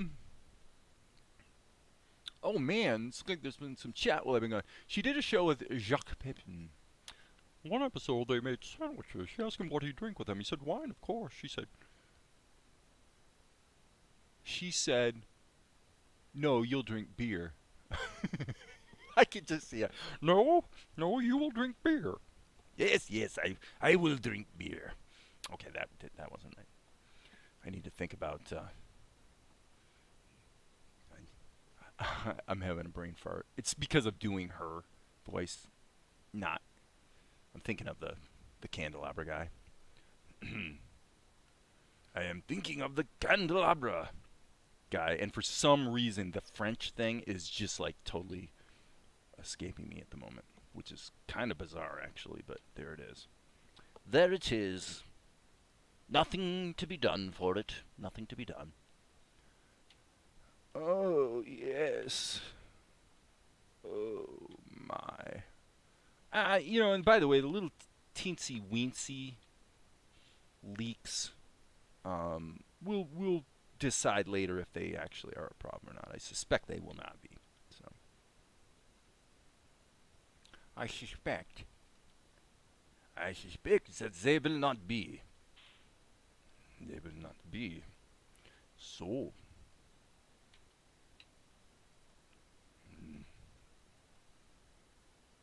I cannot remember what his name was. Les poissons. How I love les poissons. Love to cut and to serve little fish. Of course, that was the cook from The Little Mermaid. Whom I forget what his name was. The one character called him by name at one point in the show when she walked in the kitchen and saw the mess that he had made after trying to catch Sebastian, right? In order to cook him up. To cook up the crab. And then, of course, at one point in the show, he got his teeth knocked out, which is most uncomfortable. All right, here I think I'm just going to go ahead and do that. We will be lightening the... Okay, so we may have a little bit of a problem here, folks. What happened to his eyebrows there? Okay, so we have a cell, if you can believe this, where his eyebrows are actually missing. That's embarrassing, isn't it? And it looks like these are not painted yet. Tell you what, I'm going to run this to straight red so I can see what the heck I'm doing. Okay. Yeah. That's the trick of the day. If you want to know the great, amazing animation trick of the day, it's make your colors really bombastic, get everything colored in, and then switch them back to the actual color they're supposed to be. And this will serve you very well. Obviously his eyes. So yeah, we got a little bit of leakage around the edges there. Again, we could lower this to like 2 pixels, but generally what I've found is if I'm working in the 4 pixel range, it turns out that any apparent little overbleeds are basically not visible. So you needn't concern yourself. Oh, you needn't concern yourself at all. Oh man, what's going on with all the chat? Liberace. Oh yeah, the electric company. Yeah, you know the funny thing about the electric company, this happened a few years ago, like 5-6 years ago or something. And the amazing thing about the electric company is that I saw it as a child of maybe 6 or 8 years old. Okay, I'm remembering from when I was like 6 or 8 years old, and I'm sitting there one day, and I'm going to myself, okay, this guy, I remember this guy on the electric company, the black guy. I'm going, I'm like really, really sure that was Morgan Freeman. I think it was. I'm thinking, no way. There's no way. I'm remembering this memory as a kid. And sure enough, I couldn't believe it. I looked it up and yep, that was Morgan Freeman. This is like, I'm remembering this from 40 years earlier and actually recognizing him.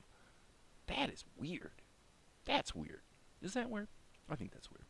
All right, F key. F key. F key.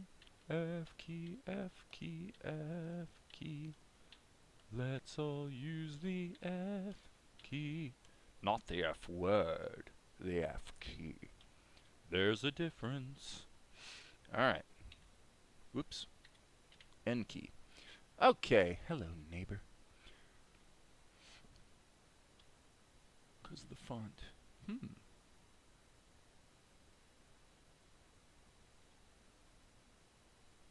Morgan Freeman was easy reader. I'm referring to people who shows that taught you something on PBS. Yeah, I used to watch Mr. Rogers and Sesame Street every day back when they were relatively new-ish.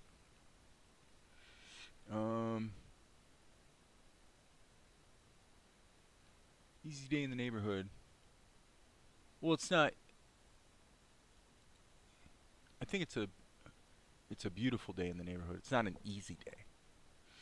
Dude, get the lyrics right, man. You gotta do the lyric thing. Get the lyrics right. Dude, come on now. It's a beautiful day in the neighborhood. A beautiful day in the neighborhood. You be my... Yeah, Fred was quite a good piano player. He played a little bit of jazz, baby. And that one dude that came on and of course he wrote all the music too. And the one dude who came on and played guitar was a very capable jazz player too. Yeah, those guys had it going on, I'm here to tell you. Okay, so now what we need to do is a little bit of judicious beard work. So I'm not going to be super mega picky about this. Oh, come on now. Seriously, dudes? Seriously? Seriously, friends? Is that what you're going to do? Where the heck was the leak? I don't see where the leak was. I am really confused. Alright, let's go to the next. And now what I'm going to do is I'm basically going to go like this. And just block it in. And then we'll go in and do the actual fill operations. And we still obviously have to do all of the lip sync. Don't mind if there's a little bit of variation here. It's bouncing around like everything else. Obviously we've got actual squash and stretch going on here. That's okay. That's okay. It's okay. Fred Rogers was a very decent, good man. And he was, the video you can see here on YouTube of Fred defending the, he came before the Senate, I think it was. It might have been the House, but could have been a committee or something. But he basically was being interrogated by these senators, and he just really eloquently made the case for this programming for children and the importance of it, and really won them over. the one senator that was that was most challenging of the utility of the funding, um, came around to Fred's way of looking at it. Very cool stuff. All right, M key, N key. Okay, Asher, you're doing well, man. You're doing well. We better save our work. Yep, you saw that. Okay, cool.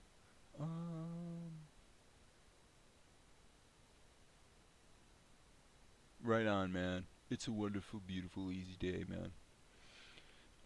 Yeah. Okay, dialogue. He says, okay, so what actually happens in the story is he blurts out, yes, Melchizedek. So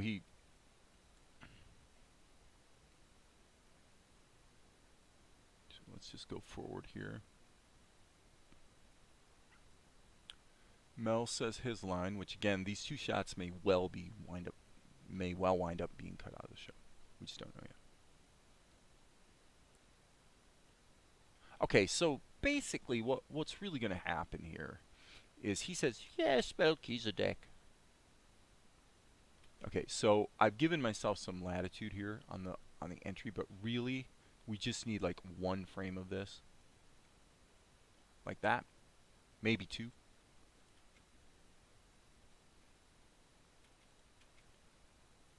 It's perfectly natural to want to know. It's perfectly natural to want to know your story. Yeah, that's what he says. And the acting seems to work, so let's jump back here. And what we will do is, first of all, let's mod the outlines because they really do need to be made a little bit lighter. So we'll get that done. We're going to have to do shadows, but step one here would be to put that in there. And, okay, so here we're going to start with a vector level that's going to be for lip sync. Alright, so we're not going to belabor this. We're just going to kind of find the shade. That'll work.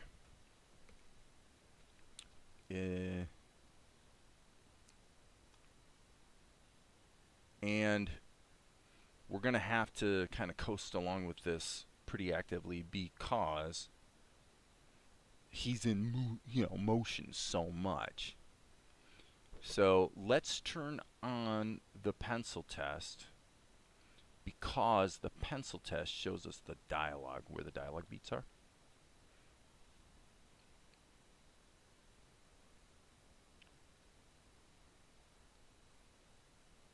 Okay. I'm going to go ahead and actually, yeah. I'm going to go ahead and just put a shape over top here. Of course. Okay, so let's pull back here.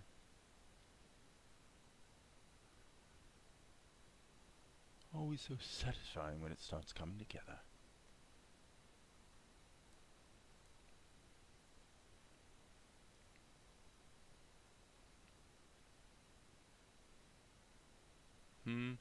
Okay, so now this is where I'm going to turn on the skins and do the old anime thing. Control C, Control V. Okay, I just want to check our timing here. Boom. Ooh, that did not work. Am I seeing the skins? Hang on. Yeah, that did not work. Now that's interesting. I think that this shape is bugging me. I'm going to just redo that shape. And see how that feels.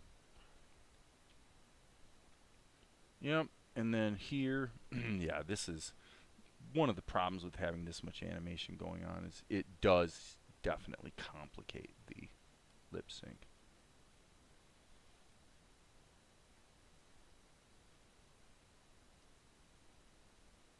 It does complicate it. And so what I'm going to do here is get these two shapes that are kind of similar. And obviously look stupid when they're like offset like that.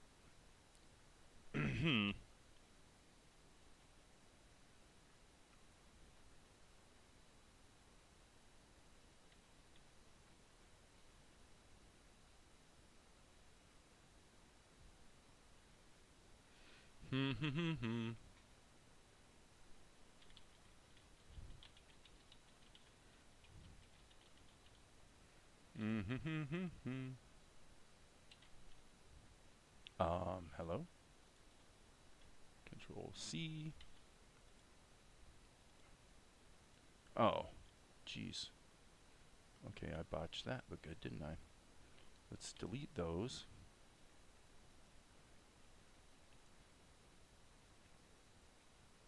Okay, why is that offset like that? That's weird. Oh, I see. His pose changed and I missed it. Oh dear.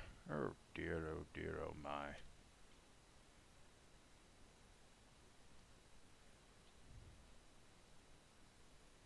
Huh. Not quite sure how I managed that. But we're not going to let that discourage us, are we? No, not at all.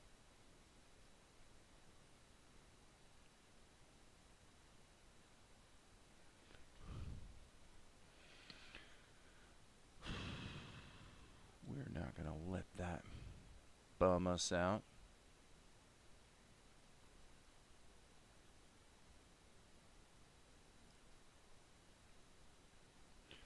And this shape I don't like because it just is kind of losing the character a little bit. So I'm just going to make it a little different. We're really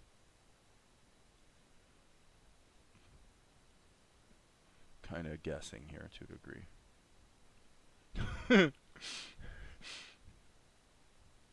So I'm going to assume this is the S in the word story. Oh, it's no. Okay.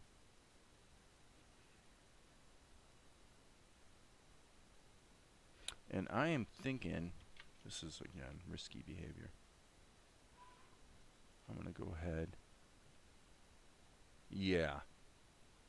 I'm going to go ahead and let that stretch for a couple extra frames. And then I'm going to take 16, smack it back in there.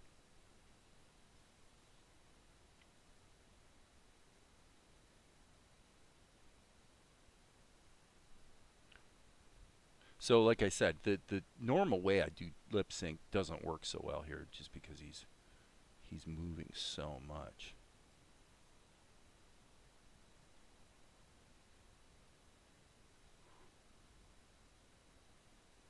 Let that just kind of hang there.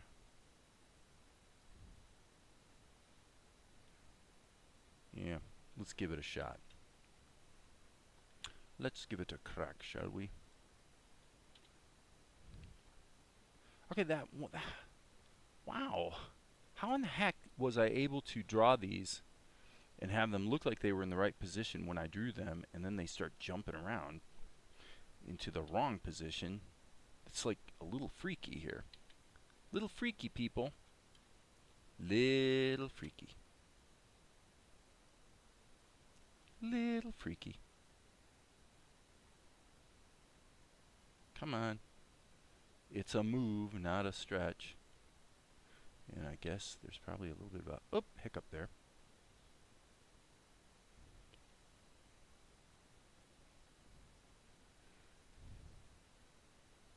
Again, I tell you guys, I kid you not, I have literally no idea how this is happening.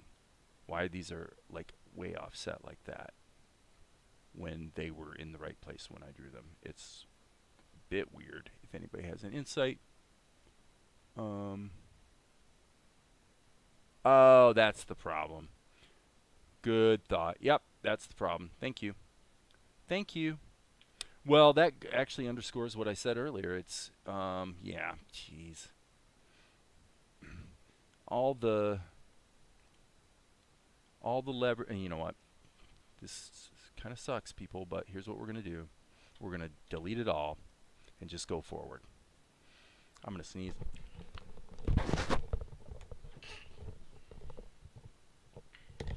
Bless me. Yeah, that was, ah, thank you for weighing in with that insight there. That was quite helpful. And of course, what that means is everything I did in terms of planning around knowing like what the words are that he's supposed to be saying, 100% wasted effort. Now that happened, I will say.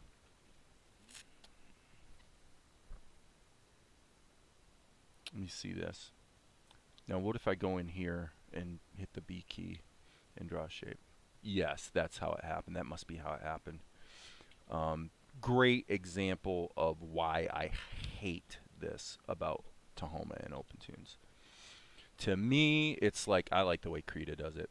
If I go, if I got a sequence here and I draw a new shape here, I want everything after that to be the new shape. I don't want it to put one frame of the new drawing and then jump back to the other.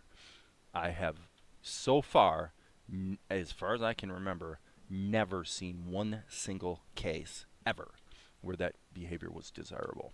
There may have been one, but basically, no. No.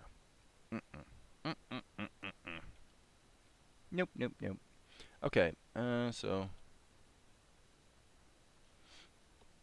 he says,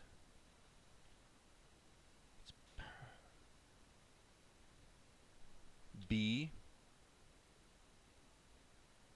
perfectly. I don't like that. I'm seeing really too much. I wonder if I'm seeing more smoothing than I really care for here, I must say.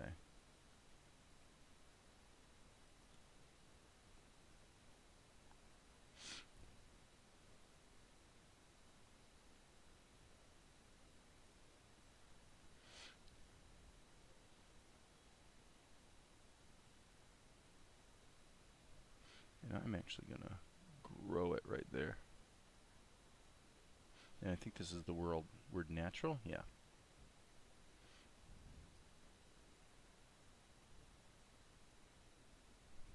Boom, boom.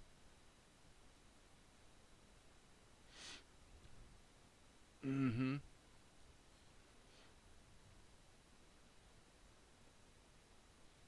Okay, yes.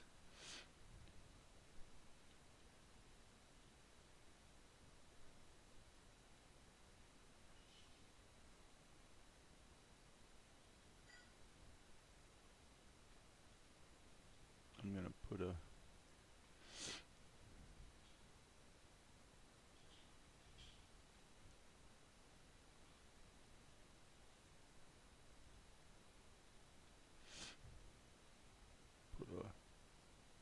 kind of a doubling of the oo into. So again, we're kind of dealing with phonemes here.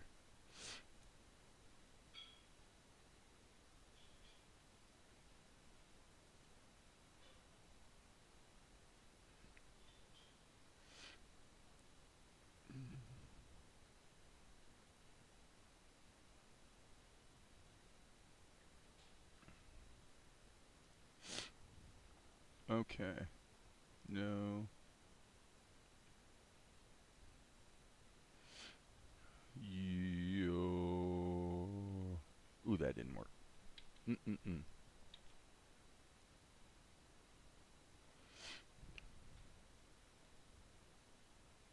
I'm going to just flatten that out.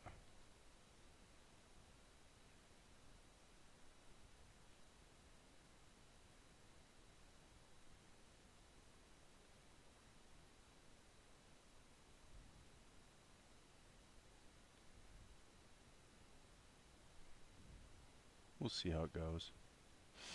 Okay, there shouldn't be any jumping around now. No jumping.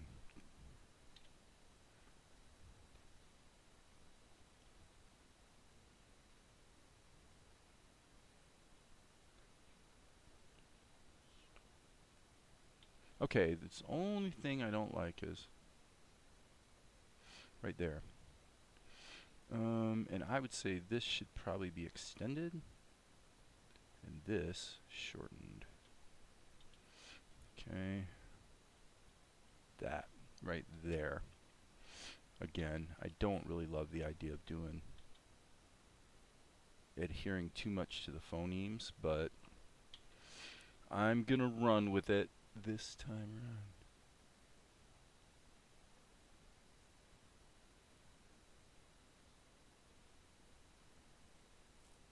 Cool, almost done with my script template, doing it while watching. Good. After I'm done, I'll add the JOSEC script. One of the problems you can never have with rigs. Right.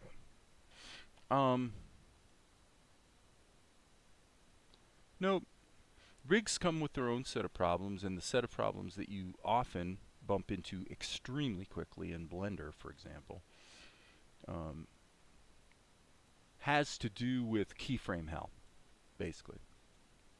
What seems so elegant at first glance can easily turn into keyframe hell.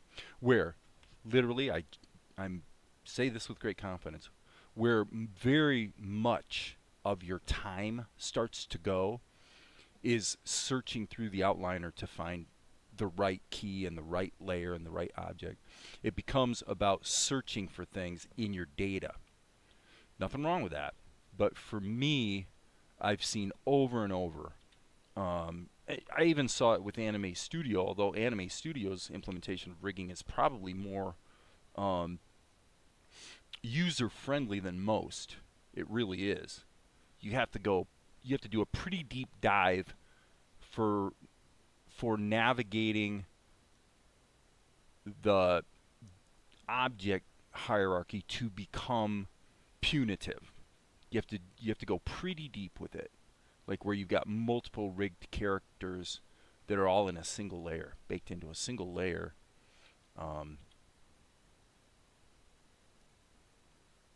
And then every time you rotate the character around, for example, you're actually dealing with a whole different rig, but you can bake that all into a single layer. Anime Studio Pro actually has a very, very good, stupidly simple, actually, if you think about it, the way they do it. But, yeah, actually pretty good stuff. In Blender, you know, they've everything. It's like the palette. It's like the palette with the Blender grease pencil. Everything in Blender in recent time has basically been a trade-off, and you saw this in the changes in the grease pencil between 2.81a, which is what I prefer, and the, since then, 2.83 or whatever, is that everything is a trade-off between power and simplicity. Okay, so the masking, for example, in Blender, grease pencil, I like it better in 2.81a, where it's simply based on the ordering of the layers in the stack, in the grease pencil layers. Now, does that sometimes become limiting? Yes. What you get in the later version is you don't have that limitation of having it being stack-based, but in exchange, you have a couple steps of housekeeping that you basically always have to go through in order to set up masking. So it's things like that. It's always just this trade-off. Do I want things to be simple, or do I want them to be infinitely powerful? And in many cases, it turns out that the additional power is something you use so occasionally that the trade-off turns out not to have actually been a great trade, where the simplicity was a workable solution most of the time. Now, when it isn't, it isn't. It is what it is. But that trade-off is just something that is always part of. So anyway, to your comment about rigs, rigs are wonderful until they're not.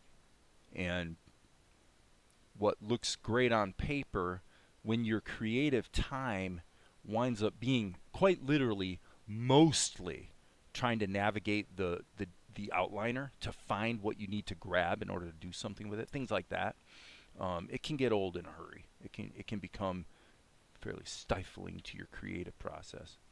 So, generally speaking, of course, I've decided I favor just being able to draw another picture to move things around or whatever.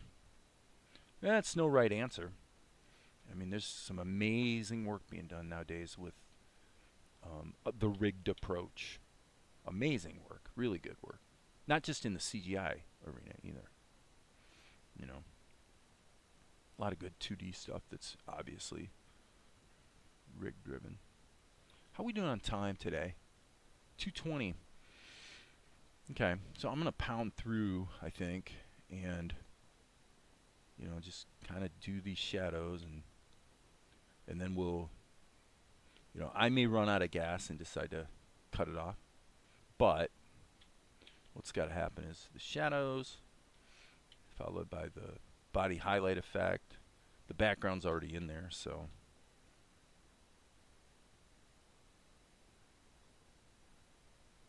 like another example of that would be in Blender 2.79. Pretty much everything about the grease pencil was in a single column. Like when you hit the N key or the T key to open up those panels in your 3D view, pretty much everything was self-contained and right there.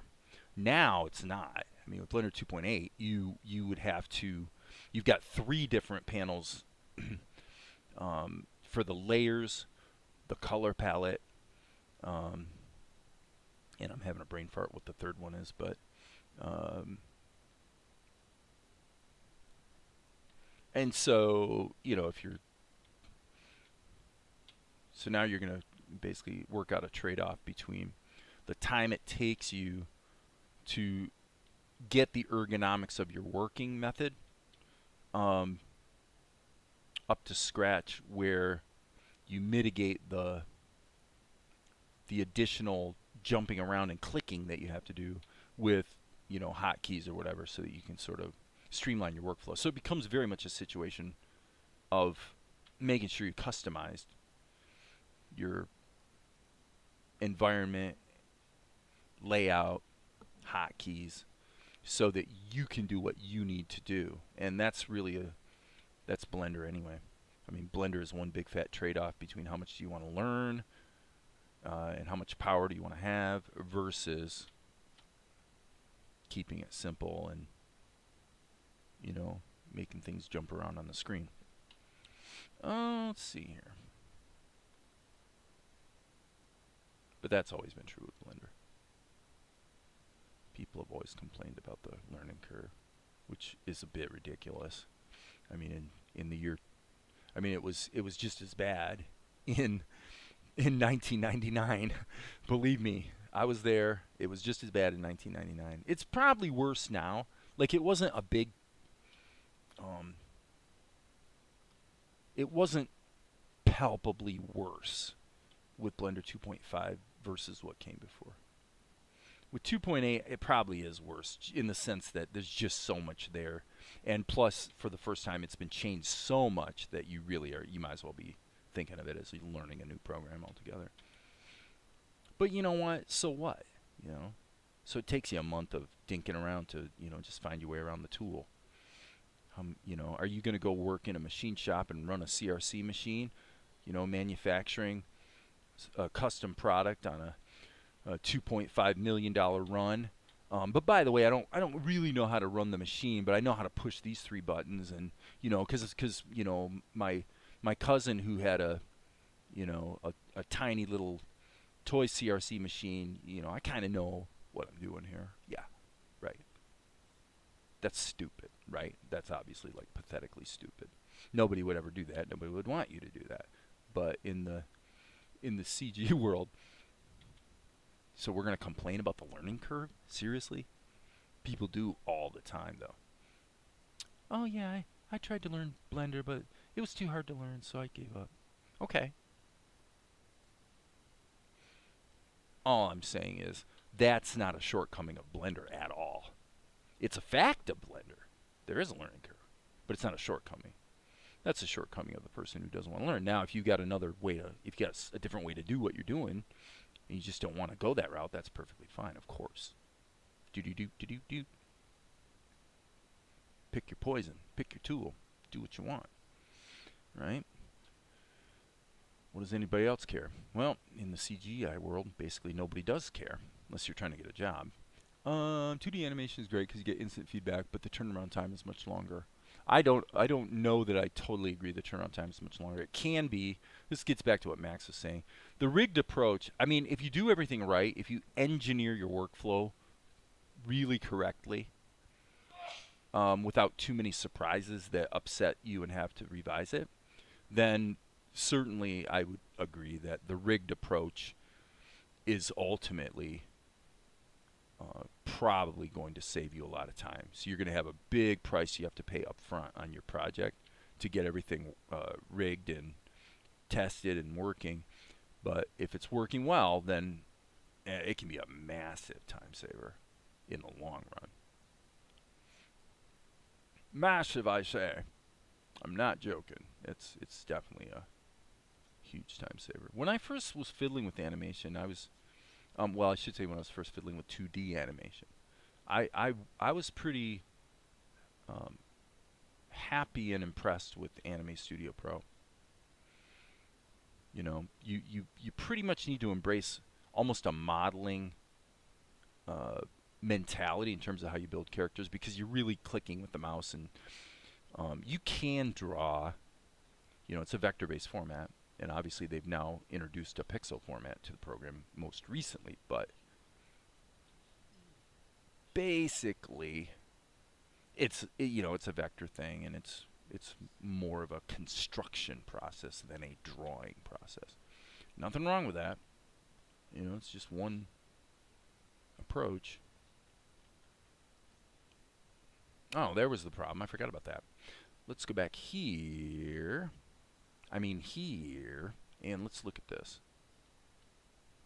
Okay, his eyebrows go up, so let's just go B key, and I think this is just a tween anyway. It is, so I'm going to go like this, and hit the V key. I don't think I hit the V key. Did I? Yep, I did. Okay. Sorry about that. Oh, there's Valerie. Alright, I'm going to go talk to my woman for a couple minutes and take a slight refresher. So what we're going to do, I'll tell you what we'll do. Let's render this, such as it is, and put it on the show. Let's see, did it work? It did. So I'm going to go ahead and just loop the current sequence. Q key. I'm going to loop this while I go take a break. I deserve... Oh, well, yeah, portability. I don't think there's much of a such thing as portability with rigs. But, you know, setting up a rig, like if I was going to try to do something rigged, I would not do it in Opentoonz. You can do it, but I wouldn't. I'd go to Blender. I'd go to Blender and start using images that are mapped to planes and subdivided, and use shape keys with drivers, and that's what I'd do, because the bone system is awesome. Anyway, back in a few.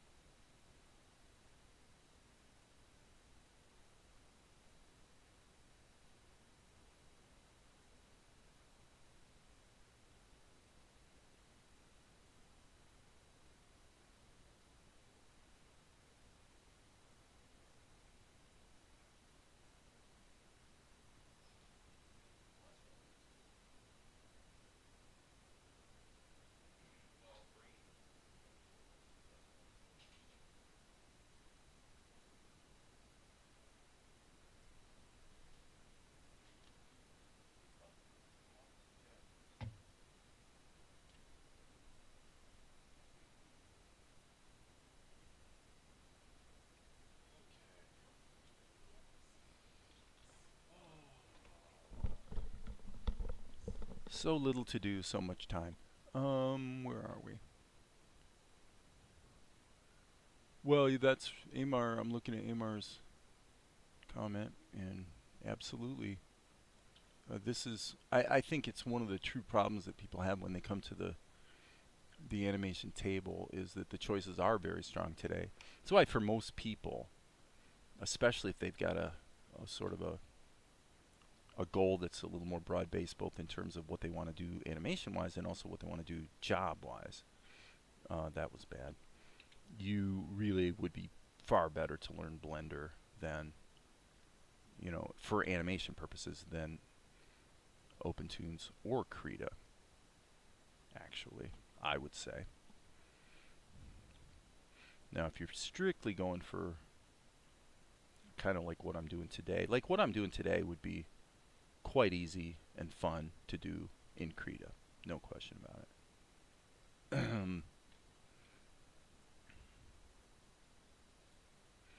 And probably don't need to say too much about the weaknesses of Krita.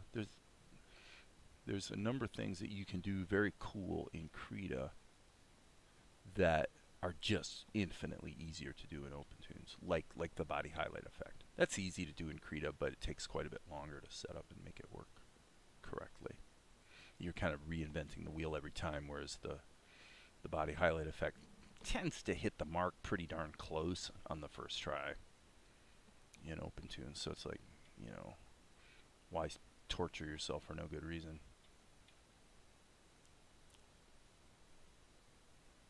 But, it's all good. Lord knows I've done all of it. And my basic take on the grease pencil today is that it's great. There's nothing you can't do. Nothing. But understand that the overall workflow, setting aside the learning curve, forget about the learning curve. You're going to have to go through that no matter what. But the workflow is, there's just a bit more housekeeping and searching involved, and the way the keyframes work compared to the X sheet here in Opentoonz or Tahoma, for me, is pretty darn good. Mostly it's great, but there's a few things about it that can become a little clunky from time to time. But I tell you what, if you want to strike the middle ground, for example, actually a great example of what I'm talking about is a shot like this. This shot I'm working on would be really fun to work with the grease pencil because you've got the sculpting capability, which is better than using liquify in Krita, better than trying to do sculpting, as it were, with the plastic tool here in Tahoma. So it's kind of like, yeah, no contest. Grease pencil wins on that count. So if you want to have the ability to just draw and keep it simple, keep it all in one layer or maybe a couple, but then have the ability to do all the sculpting and dialing it in after the fact that you can with a vector-based format and things like that. I mean, come on. The grease pencil's awesome. Just spectacular.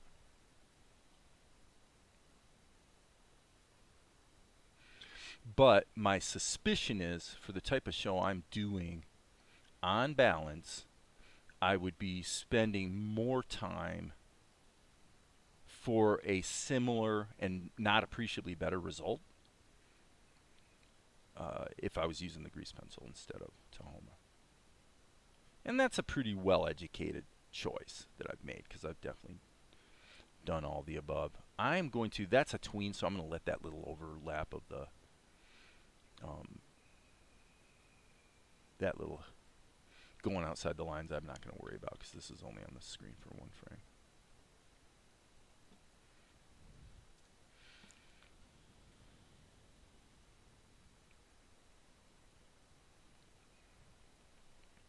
Well, yeah, if you're working for good companies, they will train you. The challenge is, of course, that who's going to hire you if you don't already know how to use the tools reasonably well. There are places that do, that give people entry-level jobs and whatnot, I suppose. But certainly for smaller companies. I mean, think of it this way. Most of the companies that are doing this are going to be smaller companies. And so there's fewer jobs working for the big boys. And typically, if you're going to get a job at Pixar, like Victor Navone did back in the day, he came from Hash over to Pixar. Or, Colin Levy, Colin Levy was a standout animator in the Blender space, and he wound up getting the gig of directing Sintel, the short film. And he did a good job, too. Talented kid, Colin Levy. And then he got a job at Pixar. Not exactly sure what he does there. I don't think he's actually doing tons of animation per se. Could be wrong about that. But my point is that the people who get the job with Pixar typically proved, their talent was very obvious, and they paid the price with other cheap tools like Hash or like Blender before they were ever able to get the job at Pixar. So if your goal and your dream is to get a job at Pixar, then just keep doing do something similar to what I'm doing, and do really great work, because great work does get noticed. I'm probably not doing great work. I'm doing good work. And of course, my goal is absolutely not to get a job with anybody. Couldn't care less. Not interested. Nope, not going to do it. My goal is to create properties. And that's what I'm doing. And my properties will succeed or fail on their own merits. Ultimately. And if they fail, they fail.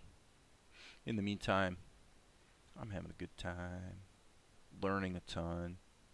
Everything about my artistry is being stretched and improved, so it's all good. It's all good, people.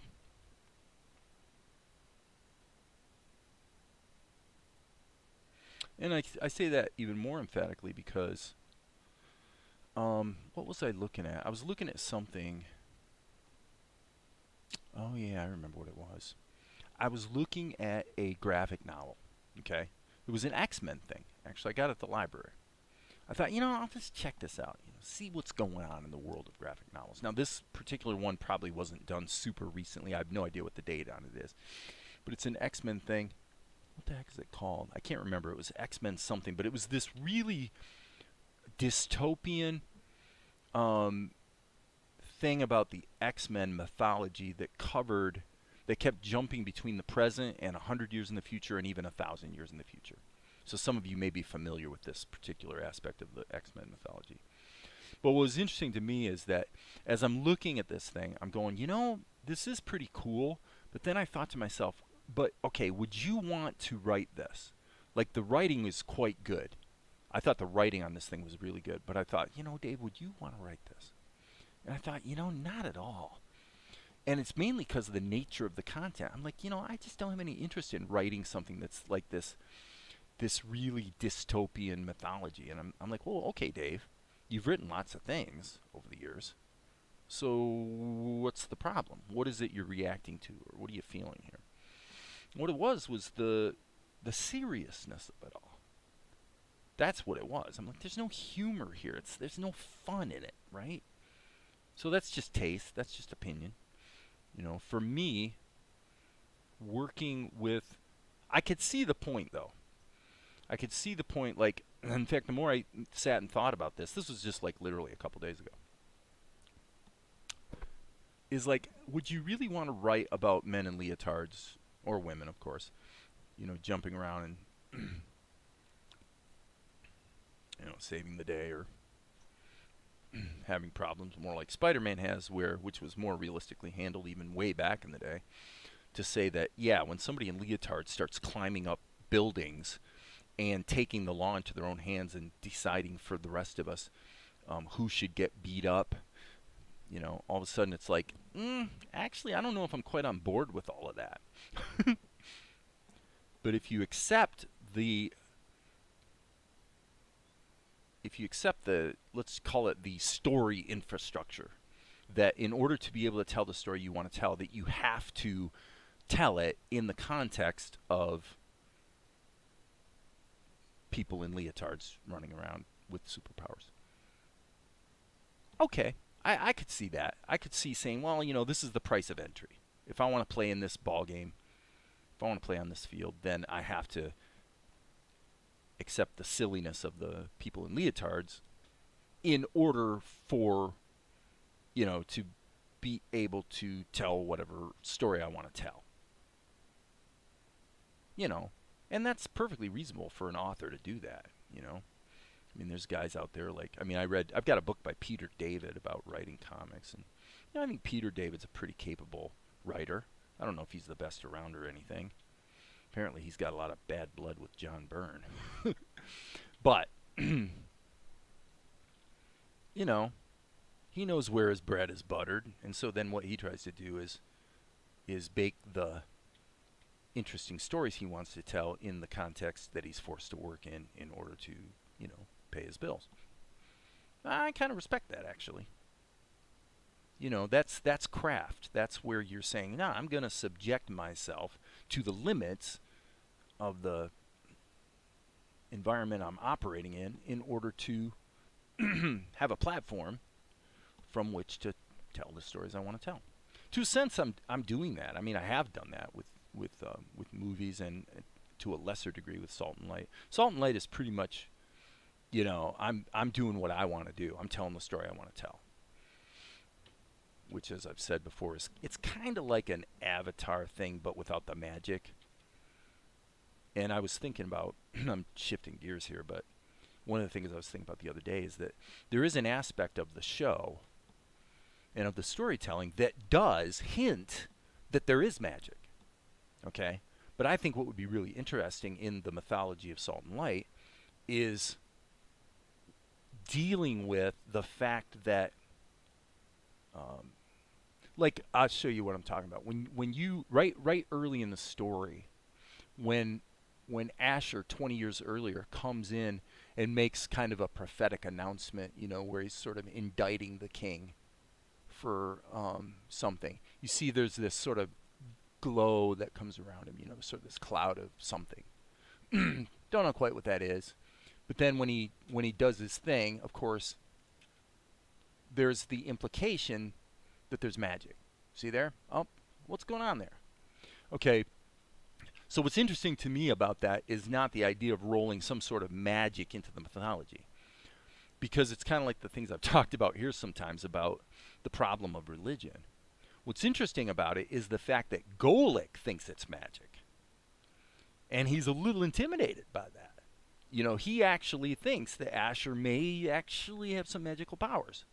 Well, the reality is Asher does not. I don't mind telling you guys. He does not have magical powers.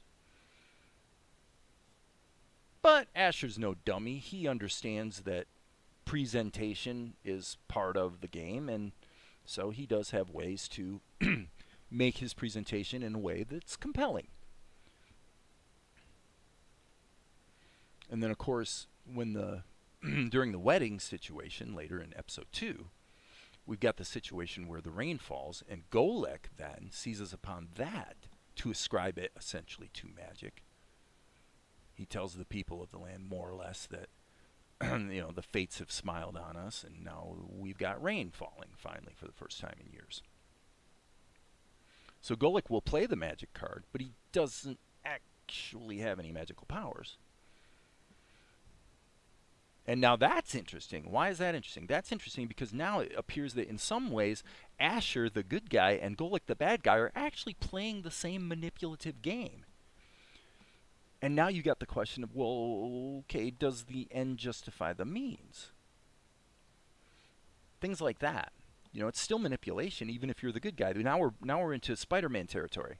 Is it okay for you to climb up that building and violate all kinds of laws because you're ostensibly a hero? And that has implications sociopolitically here in America.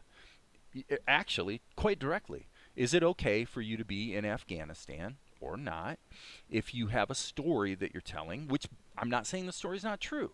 I don't personally think the story's very true, but it doesn't matter. The point is that we use stories to manipulate a situation in order to achieve our ends, whatever they may be. And then it becomes an ethical problem.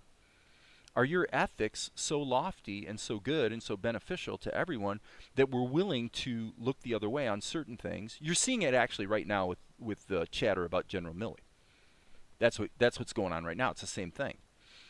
Did General Milley overstep his bounds? Of course, those on the right want to say absolutely, and Donald Trump's out accusing him of treason. Now, this is kind of ironic, because here you've got a situation where the former president had an agenda that he was trying to enact that we can argue about the extent of it. We can argue whether, he was actually trying to invoke an insurrection, either because he wanted an insurrection or because he wanted an excuse to put military boots on the ground on the homeland. Those are things we can argue about.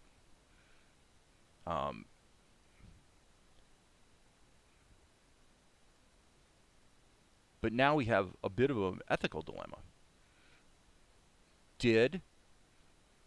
Let's just say for the sake of discussion, let's say that Donald Trump was unhinged and that there really was a danger of him pressing the red button or starting a war with China or whatever. Let's just say that was true for the sake of argument for a moment. Okay. So let's just say then that the chairman of the Joint Chiefs of Staff overstepped his bounds. Now, if we look at it in terms of, just for the record, if we look at that in terms of normal protocols and what literally happens every single day with the Joint Chiefs and how he interacts with foreign countries and things like that, it appears that he did not overstep his bounds.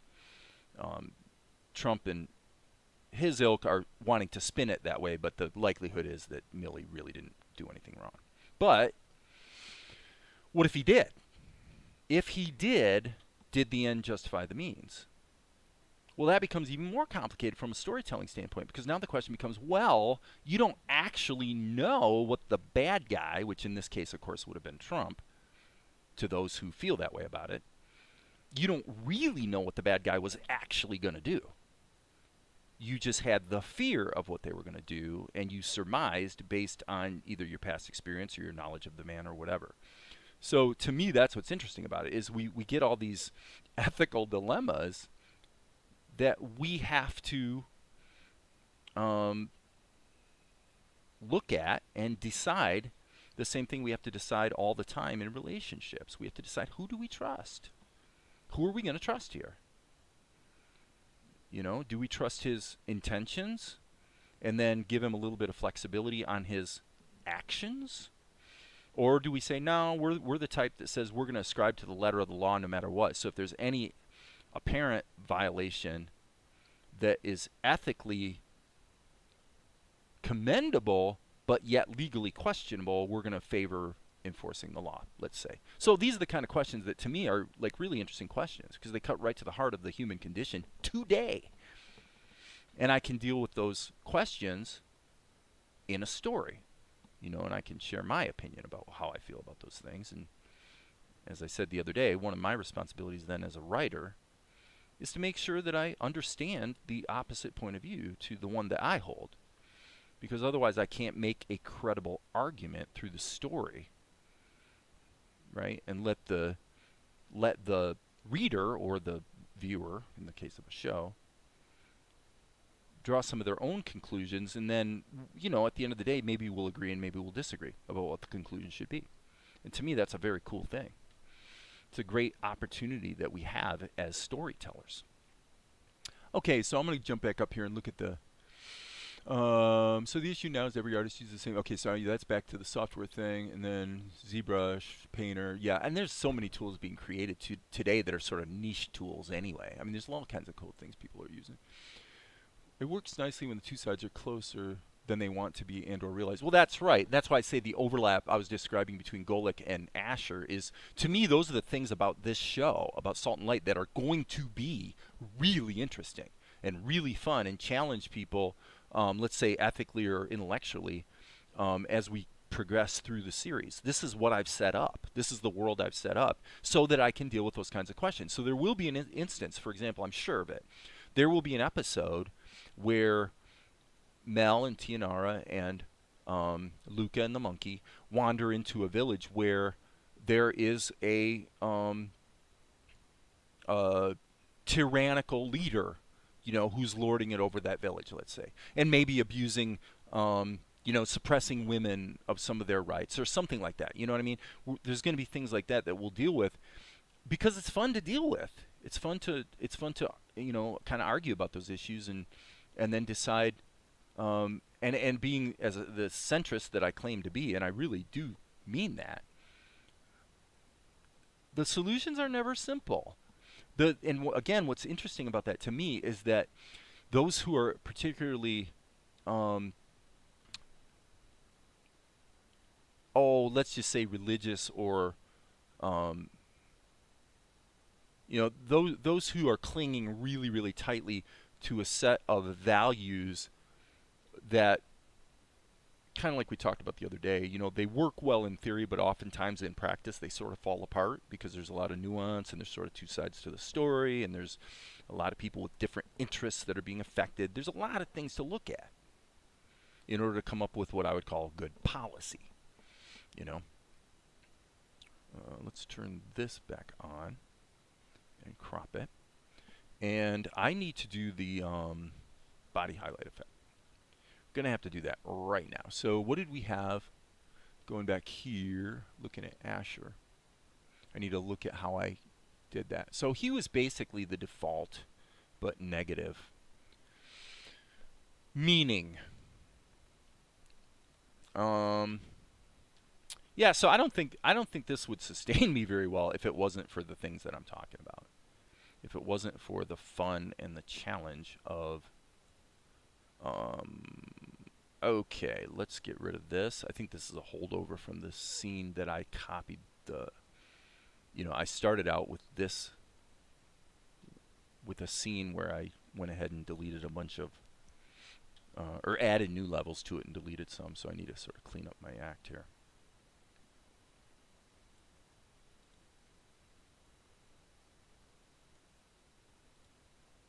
So yeah, that's what it's about. It's about storytelling in order to deal with interesting questions about life and the world or whatever. Okay, so yeah, that's pretty close to what we had before. I would say maybe the X is a little too far. So let's go with something like 15 maybe. Yeah, that's probably a little better. And then in this case, what we're doing is we're actually going to be shading him. So we're going to shade him, and we're going to invert it. And then what we need to do is dial it back until it's kind of looking pretty much like the earlier shots that I did. Probably about there. So what is that, 0.8? So it was probably 0.8. I tend to like round numbers, so it was probably 0.8 in the last scene. So let's render that, baby. And then we'll jump back over yonder and see what we've got. So we got Mel. Well, and the other thing, Awkward Penguin, is that when we recognize that we are just storytellers. So this is why my cynicism about politics and all the rest is, I think, well founded, is because I recognize the fact that if someone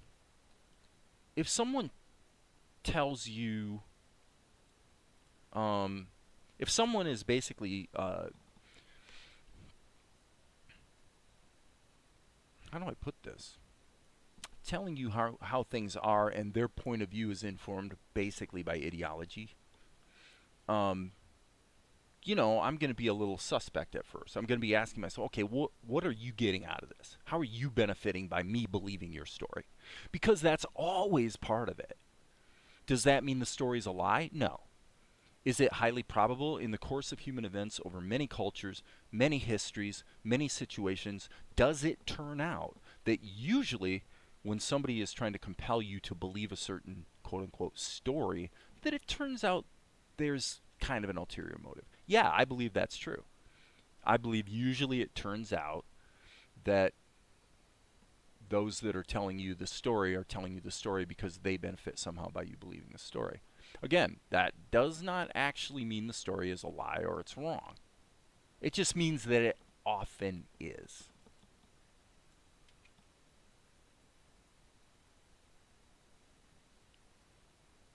Often is. Not always, but often. Okay, so Mel. It's perfectly natural to want to know your story. Not bad. Not bad. How are we doing on time? And we're kissing the 3-hour point. I'm thinking I got the shot done. I think maybe it'd be a good time to wrap it up. Anybody care to disagree? Or it's not the whole story. Exactly. There's always more to the story. And that's the beautiful part about it, is the the reality is that if you're willing to take half a second and get the other half of the story, this is why I consider myself a centrist, is it usually turns out that there's merit on both sides of the story. So that doesn't mean that the story you're being told to manipulate you might not kind of sort of be evil to a degree. That could be. It might very well be. But that does not mean that there isn't some merit in the story that is worth considering. In fact, I think usually it turns out that there is merit in everybody's story that's worth considering. And that's what makes it a beautiful thing when it comes to arriving at good policy. Good policy demands that you consider the point of view of those who sharply disagree with you. You're probably going to make a better policy decision if you take that into account. Just saying. Okay, so we've got a little problem here with this cheekbone right there. Oh, there, the shadow disappeared, didn't it? So let's fix that. B key.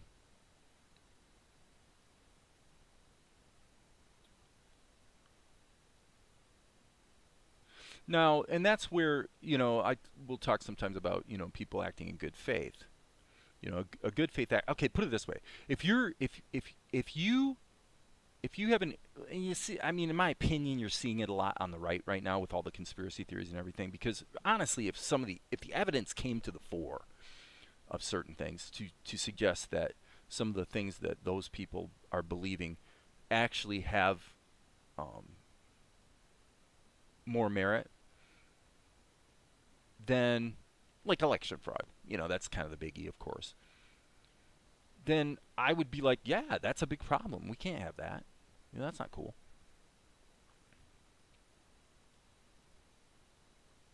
But what happens is, this is why I talk about the conflation between republicanism and evangelical Christianity. I know a lot about that because I've been that guy, okay, in the past. That conflation is really concerning to me because what happens is there's a whole belief system that involves a lot of magic, quite frankly, that's linked inexorably to what you believe will affect your life in terms of political outcomes. Therefore, you are being told to be deathly afraid of, say, socialism. Okay? It's not that socialism's all wonderful. Not saying it is. It's not that it's all wonderful. It's got its pros and it's got its cons. And it depends. The ultimate policies are usually a little more nuanced. But what happens is when people have a religious fervor that's attached to their political position, then what happens is they're so scared of an outcome that doesn't favor them that they are not capable of negotiating or dealing with you in good faith. It's too scary to them. The potential negative outcome is just too frightening. And so what they fall back on instead is essentially name calling. They're going to say, if you have a progressive policy that you think is kind of sort of a good idea, they're going to just call you a socialist because that's out of hand. They can put a label on you that basically is translated to this: because you're that, I can dismiss your ideas out of hand and I don't even have to consider them. And that's a very immature and stupid way to approach problem solving. Really stupid. Does it get you by in the short term and kind of solve your problem in the short term as a bad faith actor? Yes, because you can retreat back to your tribe where everybody agrees with you, your echo chamber, as it were, right? And now you're okay. And the way you solve that problem in avoid it being a problem for you is you just quit engaging. Because it's very scary for you to engage with people, as I sort of mentioned yesterday, who may be more well-informed than you, and may, you know, make mincemeat out of your argument and make you feel foolish, you know, and all the rest. So now you have that whole emotional reaction part of it. It has nothing to do with the integrity or utility of the arguments that are being offered. So it's really complicated stuff. It's got to do with it's people stuff. It all boils down to just people figuring out how we get along, and you know, and arrive at policy decisions. So to me, again, you know, being able to deal with those types of questions through a story like this is a pretty cool thing. Now, I like to talk about the specific issues of the day as well, as I obviously do here sometimes, fairly frequently, actually.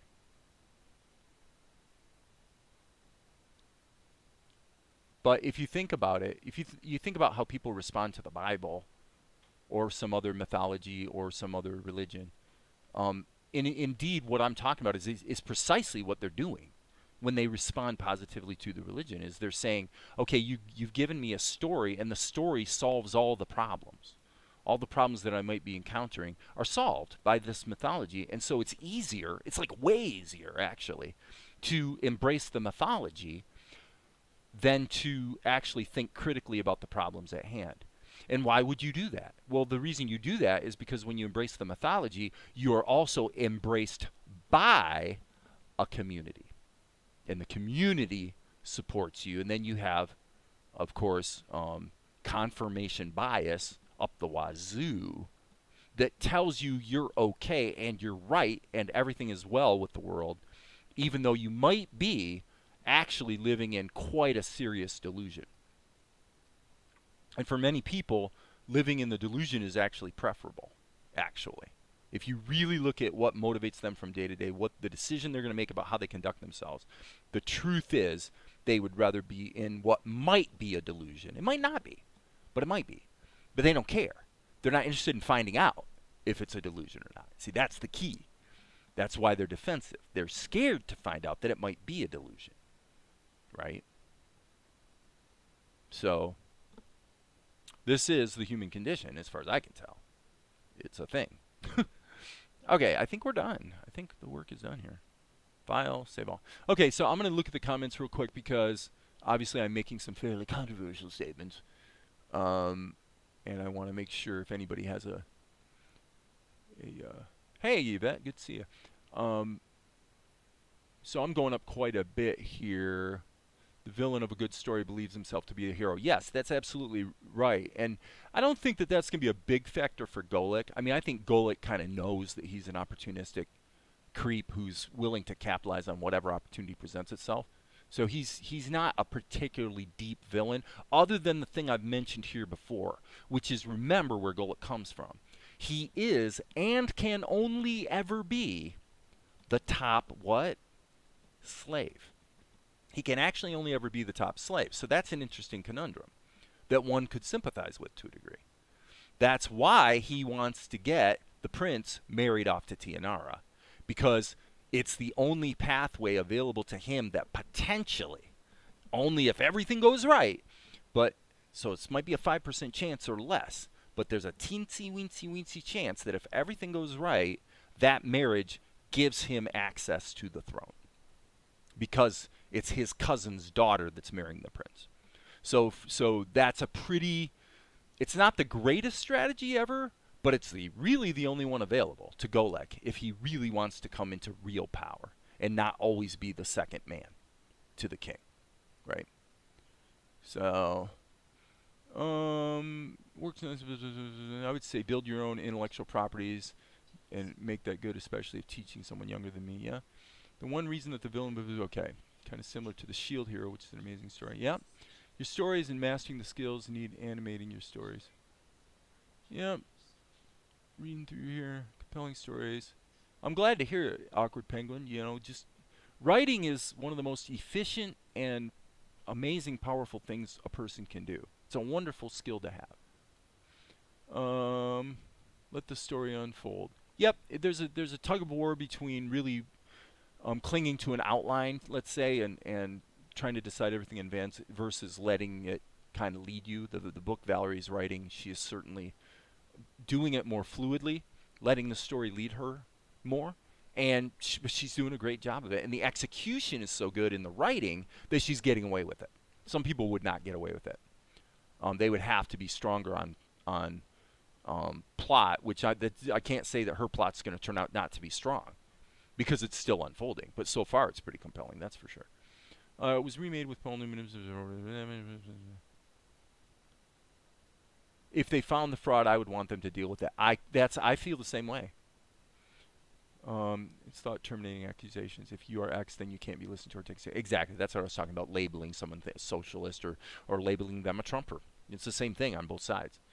You can't take yourself out of the equation because it's your story and your reason for telling it, but be able to walk in other people's shoes is, to me, is part of the fun. You know, the mythology has all the answers. Exactly. It's a good discussion. I'm focusing on my animation today. Good. Glad to hear it.